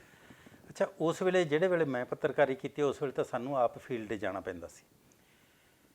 ਹੁਣ ਤਕਨੀਕ ਦਾ ਯੁੱਗ ਹੈ, ਤਕਨੀਕ ਦਾ ਸਹਾਰਾ ਲਿਆ ਜਾਂਦਾ। ਉਦੋਂ ਆਪ ਫਿਜ਼ੀਕਲੀ ਤੁਹਾਨੂੰ ਮਿਹਨਤ ਕਰਨੀ ਪੈਂਦੀ ਸੀ। ਮਿਸਾਲ ਦੇ ਤੌਰ 'ਤੇ ਆਪਣੇ ਬਠਿੰਡੇ ਦੇ ਨੇੜੇ ਇੱਕ ਪਿੰਡ ਗਹਿਰੀ ਦੇਵੀ ਨਗਰ ਹੈ, ਜਿਹਨੂੰ ਗਹਿਰੀ ਭਾਗੀ ਵੀ ਕਹਿੰਦੇ ਆ। ਉੱਥੇ ਸੁੱਚਾ ਸਿੰਘ ਸੂਰਮਾ ਨੂੰ ਫਾਂਸੀ ਲਾਈ ਗਈ ਸੀ, ਤੁਹਾਡੇ ਯਾਦ। ਉਸ ਸਟੋਰੀ ਨੂੰ ਕਵਰ ਕਰਨ ਵਾਸਤੇ ਪਤਾ ਨਹੀਂ ਕਿੰਨੇ ਵਾਰੀ ਉੱਥੇ ਜਾਣਾ ਪਿਆ, ਲੋਕਾਂ ਨਾਲ ਗੱਲ ਕਰਨੀ ਪਈ। ਉੱਥੇ ਇੱਕ ਦਰਵਾਜ਼ਾ ਬਣਿਆ ਹੋਇਆ, ਜਿਹੜੇ ਉਸ ਦਰਵਾਜ਼ੇ ਦੀ ਛੱਤ ਉਸ ਦਿਨ ਪਈ ਸੀ ਜਿਸ ਦਿਨ ਸੁੱਚਾ ਸੂਰਮਾ ਨੂੰ ਫਾਂਸੀ ਲਾਈ। ਫਿਰ ਉਹ ਫਾਂਸੀ ਵਾਲਾ ਥਾਂ ਦੇਖਿਆ, ਉਹ ਦਰਖਤ ਦੇਖਿਆ ਜਿੱਥੇ ਫਾਂਸੀ ਲਾਈ। ਯਾਨੀ ਕਾਫੀ ਮਿਹਨਤ ਦੀ ਗੱਲ ਸੀ। ਅੱਜ ਤੁਸੀਂ ਨੈੱਟ ਤੋਂ ਕੱਢ ਲਓ, ਕਿਸੇ ਵੀ ਚੀਜ਼ ਦੀ ਕੋਈ ਸਟੋਰੀ ਤੁਸੀਂ ਕੱਢ ਲਓ, ਉਹ ਤੋਂ ਤੁਸੀਂ ਨਿਊਜ਼ ਬਣਾ ਸਕਦੇ ਹੋ। ਉਸ ਵੇਲੇ ਟੇਬਲ ਨਿਊਜ਼ ਬਣਾਉਣੀ ਇੱਕ ਨੈਗੇਟਿਵ ਸਮਝਿਆ ਜਾਂਦਾ ਸੀ, ਇੱਕ ਮਿਹਣਾ ਸੀ ਵੀ ਤੁਸੀਂ ਟੇਬਲ ਨਿਊਜ਼ ਬਣਾਤੀ, ਤੁਸੀਂ ਫੀਲਡ 'ਚ ਗਏ ਨਹੀਂ, ਉੱਥੇ ਮਿਹਨਤ ਨਹੀਂ ਕੀਤੀ, ਤੁਸੀਂ ਇੱਧਰ ਉੱਧਰੋਂ ਇਕੱਠਾ ਕਰਕੇ ਇੱਥੇ ਬੈਠਿਆਂ ਨੇ ਉਹ ਬਣਾਤੀ। ਉਸ ਵੇਲੇ ਇਹ ਚੀਜ਼ ਨੂੰ ਮਾੜੀ ਸਮਝਿਆ ਜਾਂਦਾ ਸੀ। ਅੱਜ ਮੈਂ ਸਮਝਦਾ ਬਹੁਤੀਆਂ ਸਟੋਰੀਆਂ ਬਣਦੀਆਂ ਟੇਬਲ ਸਟੋਰੀਆਂ, ਬਿਨਾਂ ਸ਼ੱਕ। ਹਾਂਜੀ। ਅਤੇ ਇੱਕ ਤਾਂ ਇਹ ਪੱਖ ਹੋ ਗਿਆ ਉਸ ਵੇਲੇ ਦਾ। ਦੂਜਾ ਜੀ, ਉਹ ਖਬਰ ਭੇਜਣ ਦੇ ਵਾਸਤੇ ਫੈਕਸ ਤਾਂ ਕਦੇ ਕਦਾਈ ਨਸੀਬ ਹੁੰਦੀ ਸੀਗੀ, ਅਤੇ ਕਈ ਵਾਰੀ ਸਟੋਰੀ ਹੈ ਜਿਵੇਂ ਕੋਈ ਘਟਨਾਕ੍ਰਮ ਅੱਜ ਹੀ ਵਾਪਰ ਗਿਆ, ਤੁਸੀਂ ਵੀ ਦੱਸਿਓ ਕੋਈ ਨਾ ਕੋਈ ਇਹੋ ਜਿਹਾ ਹੋਊਗਾ ਕਿ ਘਟਨਾਕ੍ਰਮ ਅੱਜ ਹੀ ਵਾਪਰਿਆ, ਤੁਹਾਨੂੰ ਇਹ ਲੱਗਦਾ ਕਿ ਅੱਜ ਹੀ ਇਹ ਪਬਲਿਸ਼ ਹੋਣਾ ਚਾਹੀਦਾ, ਕਿਹੋ ਜਿਹੇ ਸਾਧਨ ਵਰਤੇ ਕੋਈ, ਜਾਂ ਵੱਡੀ ਸਟੋਰੀ ਮਿਸ ਹੋ ਗਈ ਹੋਵੇ? ਹਾਂ, ਉਸ ਤਰ੍ਹਾਂ ਸੁਖਨੈਬ ਇਹ ਹੁੰਦਾ ਸੀ ਸਾਡੇ ਕੋਲੇ, ਜੇ ਕੋਈ ਮੰਨ ਲਓ ਵੀ ਅਚਾਨਕ ਕੋਈ ਹੜਤਾਲ ਹੋ ਗਈ, ਅਚਾਨਕ ਕੋਈ ਬੰਦ ਦਾ ਸੱਦਾ ਆ ਗਿਆ, ਇੱਕੋ ਇੱਕ ਸਾਧਨ ਹੁੰਦਾ ਸੀ ਟੈਲੀਗ੍ਰਾਮ। ਉੱਥੇ ਸਾਰੇ ਪੱਤਰਕਾਰ ਜਾਂਦੇ, ਵਾਰੀ ਨਾਲ ਆਪੋ ਆਪਣੀ ਟੈਲੀਗ੍ਰਾਮ ਕਰਦੇ। ਉਹ 4 ਜਾਂ 5 ਲਾਈਨਾਂ ਤੋਂ ਵੱਧ ਦੀ ਟੈਲੀਗ੍ਰਾਮ ਨਹੀਂ ਹੁੰਦੀ ਸੀ। ਉਹ ਛੋਟੀ ਜਿਹੀ ਖਬਰ ਲੱਗ ਜਾਂਦੀ, ਕਈ ਵਾਰੀ ਨਾ ਵੀ ਲੱਗਦੀ, ਵੀ ਬਠਿੰਡੇ ਸ਼ਹਿਰ ਦੇ ਵਿੱਚ ਅੱਜ ਹੜਤਾਲ ਹੋਈ, ਇਸ ਗੱਲ ਕਰਕੇ ਬੰਦ ਰਿਹਾ ਜਾਂ ਹੋਇਆ, ਜਾਂ ਕੋਈ ਬੱਸਾਂ ਦਾ ਚੱਕਾ ਜਾਮ ਰਿਹਾ। ਸਾਡੇ ਲਈ ਬੜੀ ਹੈਰਾਨੀ ਦੀ ਗੱਲ ਸੀ ਜਦੋਂ ਫੈਕਸ ਆਈ, ਇੱਕ ਨਵੀਂ ਟੈਕਨੀਕ ਆਈ। ਅਸੀਂ ਕਹਿੰਦੇ ਸੀ ਵੀ ਇਹ ਤਾਂ ਸਿਰਾ ਆ ਗਿਆ, ਇਸ ਤੋਂ ਵੱਧ ਕੀ ਹੋ ਸਕਦਾ। ਤੁਸੀਂ ਪ੍ਰੈਸ ਨੋਟ ਲਿਖਿਆ, ਤੁਸੀਂ ਆਪਣੇ ਸਾਈਨ ਕੀਤੇ, ਡੇਟ ਪਾਈ, ਤੁਸੀਂ ਫੈਕਸ 'ਚ ਪਾਇਆ, ਤੁਹਾਡੇ ਸਾਈਨਾਂ ਸਮੇਤ ਉੱਥੇ ਦਫ਼ਤਰ 'ਚ ਨਿਕਲ ਗਿਆ। ਸਾਡੇ ਲਈ ਬਹੁਤ ਵੱਡਾ ਇਨਕਲਾਬ ਸੀ ਇਹ। ਜਿਹੜੇ ਬੰਦੇ ਪਹਿਲਾਂ ਅਸੀਂ ਬੜੇ ਧੱਕੇ ਖਾ ਕੇ ਉੱਥੇ ਖਬਰ ਭੇਜਦੇ ਹੁੰਦੇ ਸੀ, ਜਿਹੜੀਆਂ ਆਮ ਖਬਰਾਂ, ਜਨਰਲ ਰੂਟੀਨ ਦੀਆਂ ਖਬਰਾਂ, ਉਹ ਅਸੀਂ ਬੱਸ ਰਾਹੀਂ ਭੇਜਦੇ ਹੁੰਦੇ ਸੀ। ਅਖਬਾਰ ਵਾਲੀਆਂ ਗੱਡੀਆਂ ਨੂੰ ਵੀ ਫੜਾਉਂਦੇ ਹੁੰਦੇ ਸੀ? ਅਖਬਾਰ ਵਾਲੀਆਂ ਗੱਡੀਆਂ ਨੂੰ ਵੀ, ਤਾਂ ਜ਼ਿਆਦਾ ਬੱਸਾਂ ਰਾਹੀਂ। ਇੱਥੇ ਰੂਪ ਬੱਸ ਜਾਂਦੀ ਹੁੰਦੀ ਸੀ ਜਲੰਧਰ ਉਸ ਵੇਲੇ, ਤਾਂ ਉਹ ਰੂਪ ਬੱਸ ਦੇ ਡਰਾਈਵਰ ਕੰਡਕਟਰ ਨੂੰ ਅਸੀਂ ਫੜਾ ਦਿੰਦੇ। ਉਹਨਾਂ ਨੇ ਵਿਚਾਰਿਆਂ ਨੇ ਨਿਸ਼ਕਾਮ ਸੇਵਾ ਨਿਭਾਈ ਹੈ। ਇਹ ਕੋਈ ਸਾਥੋਂ ਕਦੇ ਉਹਨਾਂ ਨੇ ਲਾਲਚ ਨਹੀਂ ਕੀਤਾ। ਈਵਨ ਇੱਥੋਂ ਤੱਕ ਕਈ ਵਾਰੀ ਜਲੰਧਰ ਜਾਣਾ ਹੁੰਦਾ ਤਾਂ ਸਾਡੀ ਉਹ ਟਿਕਟ ਵੀ ਨਹੀਂ ਕੱਟਦੇ ਸੀ, ਸਾਨੂੰ ਫ੍ਰੀ ਲੈ ਜਾਂਦੇ। ਚਾਹ ਪਾਣੀ ਵੀ ਪਿਆਉਂਦੇ ਹੋਣਗੇ ਨਾਲ? ਹਾਂ, ਉਹ ਸਾਰਾ ਉਹ ਬਹੁਤ ਸਹਿਯੋਗ ਕਰਦੇ ਸੀ। ਉੱਥੇ ਬੱਸ ਸਟੈਂਡ ਦੇ ਵਿੱਚ ਬਹੁਤ ਵੱਡੀ ਇੱਕ ਟਰੇ ਰੱਖੀ ਹੁੰਦੀ ਸੀ, ਉਹ ਟਰੇ ਦੇ ਵਿੱਚ ਉਹ ਲਿਫਾਫੇ ਰੱਖ ਦਿੰਦੇ ਸੀ। ਦਫ਼ਤਰ ਵਾਲੇ ਆ ਕੇ 2-3 ਵਾਰੀ ਉੱਥੋਂ ਆ ਕੇ ਸੁਬਾਹ ਆ ਜਾਂਦੇ, ਫਿਰ ਦੁਪਹਿਰੇ ਆ ਜਾਂਦੇ, ਫਿਰ ਸ਼ਾਮ ਨੂੰ ਆਪੋ ਆਪਣੇ ਲਿਫਾਫੇ ਛਾਂਟ ਕੇ ਲੈ ਜਾਂਦੇ। ਉਹ ਖਬਰ ਆਮ ਤੌਰ 'ਤੇ 3-4 ਦਿਨ ਵੀ ਲੈ ਲੈਂਦੀ ਸੀ। ਬੱਸ ਅੱਡਿਆਂ 'ਚ ਲੈਟਰ ਬਾਕਸ ਵੀ ਲਾਏ ਹੁੰਦੇ ਲੈਟਰ ਬਾਕਸ ਵੀ ਲਾਏ ਹੋਏ ਸੀ, ਟਰੇਆਂ ਵੀ ਰੱਖੀਆਂ ਹੋਈਆਂ ਸੀ ਉੱਥੇ ਉਸ ਵੇਲੇ। ਤੇ ਜਿਹੜੀਆਂ ਕੋਈ ਵੱਡੀਆਂ ਸਟੋਰੀਆਂ, ਜਿਵੇਂ ਮੈਂ ਕਹਿਣਾ ਕਿ ਤੁਸੀਂ ਸਟੋਰੀ ਤਾਂ ਕਰ ਲਈ ਹੋਵੇ ਤੇ ਪਹੁੰਚਾਉਣੀ ਬੜੀ ਔਖੀ ਹੁੰਦੀ ਆ ਵੀ ਇਹ ਛਾਪੀ ਜਾਣੀ ਚਾਹੀਦੀ ਹੈ, ਹੁੰਦੀ ਹੋਵੇ ਲੇਟ ਜਾਂ ਕਦੇ ਮਿਸ ਹੀ ਹੋ ਗਈ ਹੋਵੇ। ਹਾਂ, ਉਹ ਮੈਂ ਤੁਹਾਨੂੰ ਇੱਕੋ ਸਟੋਰੀ ਦੀ ਗੱਲ ਕਰਦਾ, ਉਹਦੇ 'ਚ ਮੈਨੂੰ ਮੇਰੀ ਇੱਜ਼ਤ ਵੀ ਦਾਅ 'ਤੇ ਲੱਗੀ ਹੋਈ ਸੀ। ਉਹ ਇਹ ਸੀ ਸਟੋਰੀ, ਕੋਈ ਥਰਮਲ ਦੇ ਵਿੱਚ ਕੋਈ ਸਕੈਂਡਲ ਸੀ, ਥਰਮਲ ਬਠਿੰਡਾ ਦੇ ਵਿੱਚ ਕੋਈ ਸਕੈਂਡਲ ਸੀ ਕਾਫੀ ਉਸ ਵੇਲੇ, ਮੇਰੇ ਹਿਸਾਬ 'ਚ 53 ਕੁ ਲੱਖ ਦਾ ਸਕੈਂਡਲ ਸੀ। ਤਾਂ ਉਸ 'ਤੇ ਬੜੀ ਮਿਹਨਤ ਕਰਨੀ ਪਈ। ਉਹ ਪਹਿਲਾਂ ਦਫ਼ਤਰ 'ਚ ਉਹ ਫਾਈਲਾਂ ਕਿਵੇਂ ਨਾ ਕਿਵੇਂ ਕਿਸੇ ਸਾਧਨ ਰਾਹੀਂ ਕਢਵਾਈਆਂ, ਬਾਹਰ ਉਹ ਫੋਟੋ ਸਟੇਟ ਕਰਵਾਈ, ਉਹ ਸਾਰੀ ਸਟੋਰੀ ਤਿਆਰ ਕੀਤੀ। ਜਿਨ੍ਹਾਂ ਦੇ ਖਿਲਾਫ ਉਹ ਸਟੋਰੀ ਸੀ, ਉਹਨਾਂ ਨੇ ਜਦੋਂ ਉਹਨਾਂ ਨੂੰ ਪਤਾ ਲੱਗਿਆ ਤਾਂ ਉਹਨਾਂ ਨੇ ਕਿਹਾ ਵੀ ਅਸੀਂ ਤਾਂ ਪੱਤਰਕਾਰ ਨੂੰ ਖਰੀਦ ਲਾਂਗੇ, ਅਸੀਂ ਪੱਤਰਕਾਰ ਨੂੰ ਪੈਸੇ ਦੇ ਦਾਂਗੇ, ਲੱਗਣ ਹੀ ਨਹੀਂ ਦਿੰਦੇ। ਜਿਹੜੇ ਬੰਦੇ ਸਟੋਰੀ ਲਵਾਉਣਾ ਚਾਹੁੰਦੇ ਸੀ ਵੀ ਇਹ ਖਬਰ ਲੱਗੇ ਤੇ ਇਹ ਸਕੈਂਡਲ ਨੰਗਾ ਹੋਵੇ, ਉਹਨਾਂ ਨੂੰ ਚਿੰਤਾ ਹੋਈ। ਉਹ ਰਾਤ ਨੂੰ 9 ਵਜੇ 9:30 ਵਜੇ ਮੇਰੇ ਕੋਲ ਘਰ ਆਏ ਤੇ ਦਰਵਾਜ਼ਾ ਉਹਨਾਂ ਨੇ ਖੜਕਾਇਆ। ਦਰਵਾਜ਼ਾ ਆਮ ਤੌਰ 'ਤੇ ਮੇਰੀ ਆਦਤ ਮੈਂ ਬੰਦ ਰੱਖਦਾ। ਮੈਂ ਉਹਨਾਂ ਨੂੰ ਪੁੱਛਿਆ, ਦੱਸੋ ਕੀ ਗੱਲ ਆ? ਉਹ ਕਹਿੰਦੇ ਵੀ ਅਸੀਂ ਅਟੈਚੀ ਭਰਿਆ ਹੋਇਆ ਨੋਟਾਂ ਦਾ ਅਸੀਂ ਪੱਤਰਕਾਰ ਦੇ ਸਾਹਮਣੇ ਖੋਲ੍ਹ ਦਿਆਂਗੇ, ਜਿੰਨੇ ਮਰਜ਼ੀ ਉਹ ਪੈਸੇ ਚੁੱਕੇ ਤੇ ਅਸੀਂ ਇਹ ਸਟੋਰੀ ਨਹੀਂ ਲੱਗਣ ਦੇਣੀ। ਤਾਂ ਮੈਂ ਉਹਨਾਂ ਨੂੰ ਕਿਹਾ ਵੀ ਇਹ ਤੁਸੀਂ ਜਾਓ, ਸੌਂ ਜਾਓ, ਇਹ ਸਟੋਰੀ ਲਾਜ਼ਮੀ ਲੱਗੂਗੀ। ਉਹਨਾਂ ਨੂੰ ਤਾਂ ਮੈਂ ਭੇਜਤਾ। ਫਿਰ ਮੈਨੂੰ ਇਹ ਚਿੰਤਾ ਹੋ ਗਈ ਵੀ ਜੇ ਬਾਈ ਚਾਂਸ ਇਹ ਸਟੋਰੀ ਨਾ ਲੱਗੀ ਜਾਂ ਉਹਨਾਂ ਨੇ ਦਫ਼ਤਰ ਤੱਕ ਪਹੁੰਚ ਕਰ ਲਈ, ਉੱਥੇ ਕਿਸੇ ਬੰਦੇ ਨੂੰ ਪੱਟ ਲਿਆ, ਇਹ ਸਟੋਰੀ ਨਾ ਲੱਗੀ ਤਾਂ ਮੇਰੇ 'ਤੇ ਇਹ ਇਲਜ਼ਾਮ ਲੱਗੂ ਵੀ ਇਹ ਅਟੈਚੀ 'ਚੋਂ ਪੈਸੇ ਲੈ ਗਿਆ। ਫਿਰ ਮੈਂ ਆਪਦੀ ਜੇਬ 'ਚੋਂ ਕਿਰਾਇਆ ਖਰਚ ਕਰਕੇ, ਉਸ ਵੇਲੇ ਦੇਸ਼ ਸੇਵਕ 'ਚ ਕੰਮ ਕਰਦਾ ਸੀ ਚੰਡੀਗੜ੍ਹ, ਆਪਦੀ ਜੇਬ 'ਚੋਂ ਖਰਚਾ ਕਰਕੇ 96 'ਚ ਸ਼ੁਰੂ ਹੋ ਗਿਆ ਸੀ ਦੇਸ਼ ਸੇਵਕ, 95 ਦੇ ਲਾਸਟ। ਹਾਂ, ਬਸ ਇਹੋ ਜਿਹਾ ਕੁਛ। ਤਾਂ ਆਪਣੀ ਜੇਬ 'ਚੋਂ ਖਰਚਾ ਕਰਕੇ ਮੈਂ ਬੰਦਾ ਭੇਜਿਆ ਉੱਥੇ ਤੇ ਐਡੀਟਰ ਨੂੰ ਫੋਨ ਕੀਤਾ ਵੀ ਸਰ ਇਹ ਸਟੋਰੀ ਹੈ, ਜੇ ਸਟੋਰੀ ਛਪੂ ਤਾਂ ਮੈਂ ਅੱਗੇ ਤੋਂ ਤੁਹਾਡੇ ਕੋਲ ਕੰਮ ਕਰੂੰਗਾ ਤੇ ਨਹੀਂ ਮੈਨੂੰ ਛੱਡਣਾ ਪਊਗਾ। ਉਹ ਕਹਿੰਦੇ ਵਜ੍ਹਾ ਕੀ? ਮੈਂ ਕਿਹਾ ਜੀ ਆਹ ਵਜ੍ਹਾ। ਉਹਨਾਂ ਨੇ ਖਰੀਦਣ ਦੀ ਕੋਸ਼ਿਸ਼ ਕੀਤੀ ਤੇ ਮੈਂ ਉਹਨਾਂ ਨੂੰ ਕਿਹਾ ਵੀ ਤੁਹਾਡੀ ਸਟੋਰੀ ਦੀ ਜ਼ਿੰਮੇਵਾਰੀ ਮੇਰੀ, ਇਹਦੇ ਤੱਥਾਂ ਦੀ। ਉਹ ਸਟੋਰੀ ਛਪ ਗਈ, ਕਾਫੀ ਵੱਡੀ ਛਪੀ। ਉਹਨਾਂ ਨੇ ਐਨਲਾਰਜ ਕਰਕੇ ਜਿਹੜੇ ਸਟੋਰੀ ਲਵਾਉਣਾ ਚਾਹੁੰਦੇ ਸੀ, ਐਨਲਾਰਜ ਕਰਕੇ ਸਾਰੇ ਥਰਮਲ ਦੇ ਵਿੱਚ ਕੰਧਾਂ ਦੇ ਉੱਤੇ ਪੋਸਟਰਾਂ ਵਾਂਗੂ ਚਪੇਤੀ ਉਹ ਸਟੋਰੀ। ਉਹ ਸਟੋਰੀ ਲੱਗਦੀ ਗਈ, 2 ਬੰਦੇ ਟਰਮੀਨੇਟ ਹੋ ਗਏ ਨੌਕਰੀ ਤੋਂ। ਇਹੋ ਜਿਹੀ ਸਥਿਤੀ ਵੀ ਆਉਂਦੀ ਰਹੀ ਹੈ। ਕੇਸ ਕਿੰਨੇ ਕੁ ਹੋਏ ਜੀ? ਨਹੀਂ, ਮੇਰੇ ਤੇ ਕੇਸ ਨਹੀਂ ਕੋਈ ਹੋਇਆ, ਕੋਈ ਕੇਸ ਨਹੀਂ ਹੋਇਆ। ਮੇਰੇ ਕੋਲੋਂ ਇੱਕ ਗਲਤ ਖਬਰ ਸੀ, ਮੈਨੂੰ ਇਹ ਦੱਸਣ 'ਚ ਕੋਈ ਝਿਜਕ ਨਹੀਂ ਹੈ। ਚੋਣਾਂ ਦਾ ਟਾਈਮ ਸੀ, ਵਿਧਾਨ ਸਭਾ ਦੀਆਂ ਚੋਣਾਂ ਹੋਣੀਆਂ ਸੀ ਤੇ ਉਸ ਵੇਲੇ ਮੈਂ ਦਫ਼ਤਰ 'ਚ ਬੈਠਾ, ਦੈਨਿਕ ਜਾਗਰਣ 'ਚ ਉਸ ਵੇਲੇ ਮੈਂ ਕੰਮ ਕਰਦਾ ਸੀ। ਤਾਂ ਦਫ਼ਤਰ 'ਚ ਬੈਠਾ ਮੈਂ ਇੱਕ ਹਲਕੀਆਂ ਫੁਲਕੀਆਂ ਜਿਹੀਆਂ ਕੋਈ ਝਲਕੀਆਂ ਬਣਾ ਰਿਹਾ ਸੀ ਇਹਦੀਆਂ ਚੋਣਾਂ ਦੀਆਂ, ਅੱਡ ਅੱਡ ਜਿਵੇਂ ਛੋਟੇ ਛੋਟੇ ਝਲਕੀਆਂ ਹੁੰਦੀਆਂ ਅੱਡ ਅੱਡ ਉਮੀਦਵਾਰਾਂ ਦੇ ਨਾਲ ਸੰਬੰਧਿਤ। ਤਾਂ ਇਹਨੇ ਸਾਡੇ ਇੰਚਾਰਜ ਆ ਗਿਆ, ਉਹ ਮੈਨੂੰ ਕਹਿੰਦੇ ਕੀ ਕਰਦਾ? ਮੈਂ ਆਖਿਆ ਜੀ ਮੈਂ ਇਸ ਕਿਸਮ ਦੀ ਬਣਾ ਰਿਹਾ, ਛੋਟੇ ਛੋਟੇ ਕਲਿੱਪ ਹੈਗੇ ਇਸ 'ਚ। ਤਾਂ ਉਹਨਾਂ ਨੇ ਕਿਸੇ ਉਮੀਦਵਾਰ ਦਾ ਨਾਂ ਲਿਆ, ਕੋਈ ਆਜ਼ਾਦ ਉਮੀਦਵਾਰ ਸੀ। ਉਹ ਕਹਿੰਦੇ ਵੀ ਉਹ ਵੀ ਦਾਰੂ ਪੀ ਕੇ ਤੇ ਇਕੱਲਾ ਹੀ ਗਲ 'ਚ ਪਾ ਕੇ ਹਾਰ ਤੇ ਵੋਟਾਂ ਮੰਗਦਾ ਫਿਰਦਾ ਜੀ। ਇਹ ਵੀ ਕਹਿੰਦੇ 2-4 ਲਾਈਨਾਂ ਵਿੱਚ ਪਾ ਦੇ। ਮੈਂ ਯਕੀਨ ਕਰ ਲਿਆ ਉਹਨਾਂ 'ਤੇ ਵੀ ਜਦੋਂ ਇੱਕ ਇੰਚਾਰਜ ਕਹਿ ਰਿਹਾ, ਜਿਹੜਾ ਮੇਰੇ ਸੀਨੀਅਰ ਕੁਰਸੀ 'ਤੇ ਬੈਠਾ ਉਹ ਬੰਦਾ ਕਹਿ ਰਿਹਾ, ਉਹ ਝੂਠ ਥੋੜ੍ਹਾ ਹੀ ਕਹਿ ਰਿਹਾ। ਮੈਂ ਉਹ ਲਿਖਤੀਆਂ ਉਹ 4 ਲਾਈਨਾਂ ਵੀ। ਅਫਸੋਸ ਇਸ ਚੀਜ਼ ਦਾ ਜਿਹਦੇ ਬਾਰੇ ਇਹ ਲਿਖਿਆ ਗਿਆ ਸੀ ਕਿ ਉਹ ਬੰਦਾ ਦਾਰੂ ਪੀ ਕੇ ਵੋਟਾਂ ਮੰਗਦਾ ਫਿਰਦਾ, ਉਹ ਕਹਿੰਦੇ ਸਾਡੇ ਪਿਛਲੀਆਂ 4-5 ਪੀੜ੍ਹੀਆਂ 'ਚ ਕਿਸੇ ਨੇ ਦਾਰੂ ਪੀਤੀ ਵੀ ਨਹੀਂ। ਉਹਨਾਂ ਦਾ ਫੋਨ ਆਇਆ, ਮੈਨੂੰ ਬਹੁਤ ਦੁੱਖ ਹੋਇਆ, ਬਹੁਤ ਹੀ ਦੁੱਖ ਹੋਇਆ। ਤਾਂ ਮੈਂ ਇੰਚਾਰਜ ਨੂੰ ਕਿਹਾ, ਮੈਂ ਕਿਹਾ ਵੀ ਆਹ ਗੱਲ ਹੈ, ਇਸ ਤਰ੍ਹਾਂ ਹੋ ਗਈ ਤੇ ਤੁਸੀਂ ਬਿਨਾਂ ਪੁਸ਼ਟੀ ਤੋਂ ਮੈਨੂੰ ਇਹ ਜਾਣਕਾਰੀ ਕਿਉਂ ਦਿੱਤੀ? ਉਹਨਾਂ ਨੇ ਬੜੀ ਲਾਪਰਵਾਹੀ ਨਾਲ ਕਿਹਾ, ਕਹਿੰਦਾ ਹੁਣ ਤੂੰ ਆਪੇ ਹੀ ਭੁਗਤ। ਅੱਛਾ। ਉਸ ਤੋਂ ਬਾਅਦ ਫਿਰ ਮੈਂ ਪਤਾ ਕੀਤਾ ਵੀ ਉਹ ਕਿੱਥੇ ਹੈ। ਉਹਨਾਂ ਦੀ ਇੱਕ ਦੁਕਾਨ ਸੀ ਸ਼ਹਿਰ ਦੇ ਵਿੱਚ, ਉਹ ਮੈਂ ਦੁਕਾਨ 'ਤੇ ਗਿਆ। ਦੁਕਾਨ 'ਤੇ ਉਹ ਬੰਦੇ ਦਾ ਲੜਕਾ ਸੀ ਤੇ ਮੈਂ ਉਹਨੂੰ ਦੱਸਿਆ, ਮੈਂ ਫਲਾਣਾ ਪੱਤਰਕਾਰ ਹਾਂ, ਜਿਹੜੀ ਸਟੋਰੀ ਲੱਗੀ ਆ, ਜਿਹੜੀ ਖਬਰ ਲੱਗੀ ਆ, ਤੁਹਾਡੀ ਵੀ ਇੱਕ ਕਲਿੱਪ ਲੱਗੀ ਹੈ 4 ਲਾਈਨਾਂ ਦੀ। ਉਹ ਇਸ ਤਰ੍ਹਾਂ ਗਲਤ, ਮੈਂ ਉਹਨੂੰ ਸਹੀ ਗੱਲ ਦੱਸਤੀ ਵੀ ਇਸ ਤਰ੍ਹਾਂ ਗਲਤ ਜਾਣਕਾਰੀ ਮਿਲ ਗਈ ਤੇ ਲੱਗੀ ਹੈ, ਮੈਨੂੰ ਇਸ ਚੀਜ਼ ਦਾ ਅਫਸੋਸ ਹੈ ਤੇ ਇਹਦੀ ਭਰਪਾਈ ਕਰਨ ਵਾਸਤੇ ਚਲੋ ਮੈਂ ਤੁਹਾਡੀ ਜਿਹੜੀ ਪ੍ਰਚਾਰ ਮੁਹਿੰਮ ਚੱਲ ਰਹੀ ਹੈ ਉਹਦੀਆਂ ਆਪਾਂ ਕੋਈ ਪੋਜ਼ੀਟਿਵ 2-4 ਖਬਰਾਂ ਆਪਾਂ ਲਾ ਦਿਆਂਗੇ ਤੇ ਮੈਂ ਰੀਅਲੀ ਇਸ ਦਾ ਅਫਸੋਸ ਪ੍ਰਗਟ ਕਰਦਾ। ਉਹ ਮੁੰਡਾ ਮੈਨੂੰ ਕਹਿੰਦਾ ਵੀ ਨਹੀਂ ਜੀ, ਅਸੀਂ ਤਾਂ 14 ਲੱਖ ਰੁਪਏ ਦਾ ਤੁਹਾਡੇ 'ਤੇ ਕੇਸ ਕਰਾਂਗੇ, ਵਕੀਲ ਨਾਲ ਸਾਡੀ ਗੱਲ ਹੋ ਚੁੱਕੀ ਆ। ਤਾਂ ਮੈਂ ਵੀ ਥੋੜ੍ਹਾ ਜਿਹਾ ਮੈਂ ਕਿਹਾ ਯਾਰ ਮੇਰੀ ਸੱਚਾਈ ਦਾ ਇਹਨੇ ਕੋਈ ਮੁੱਲ ਨਹੀਂ ਪਾਇਆ। ਮੈਨੂੰ ਕਿਹਾ ਵੀ ਤੁਸੀਂ ਸਿਰਕੀ ਬਾਜ਼ਾਰ ਜਾ ਕੇ ਪਹਿਲਾਂ ਇੱਕ ਗੱਲਾ ਲੈ ਆਓ ਚੰਗਾ ਮਜ਼ਬੂਤ। ਕਹਿੰਦੇ ਕਾਹਦੇ ਵਾਸਤੇ? ਮੈਂ ਕਿਹਾ ਵੀ ਜਿਹੜਾ 14 ਲੱਖ ਮੈਥੋਂ ਲਓਗੇ ਉਹਦੇ 'ਚ ਰੱਖਣ ਵਾਸਤੇ। ਮੈਂ ਕਿਹਾ ਮੈਂ 14 ਪੈਸੇ ਵੀ ਦੇਣ ਨੂੰ ਤਿਆਰ ਨਹੀਂ, ਕੇਸ ਭੁਗਤ ਲੂੰਗਾ, ਅੰਦਰ ਜਾਣਾ ਹੋਇਆ ਮੈਂ ਉਹ ਭੁਗਤ ਲੂੰਗਾ ਜੋ ਤੁਸੀਂ ਸੱਚਾਈ ਦਾ ਮੁੱਲ ਨਹੀਂ ਪਾਉਂਦੇ। ਚਲੋ ਕੀ ਹੋਇਆ, ਯਾਨੀ ਫਿਰ ਇੱਕ ਬੰਦਾ ਮੈਨੂੰ ਹੋਰ ਮੇਰਾ ਦੋਸਤ ਮਿਲਿਆ, ਉਹ ਕਹਿੰਦਾ ਵੀ ਕਿਵੇਂ ਬੜਾ ਟੈਨਸ਼ਨ 'ਚ ਲੱਗਦਾ। ਮੈਂ ਉਹਨੂੰ ਦੱਸੀ, ਮੈਂ ਕਿਹਾ ਆਹ ਗੱਲ ਹੋ ਗਈ ਯਾਰ, ਇੱਕ ਗਲਤ ਜਾਣਕਾਰੀ ਦੇਤੀ ਬੰਦੇ ਨੇ ਅਤੇ ਉਹਦੇ 'ਤੇ ਆ ਨੁਕਸਾਨ ਹੋ ਗਿਆ।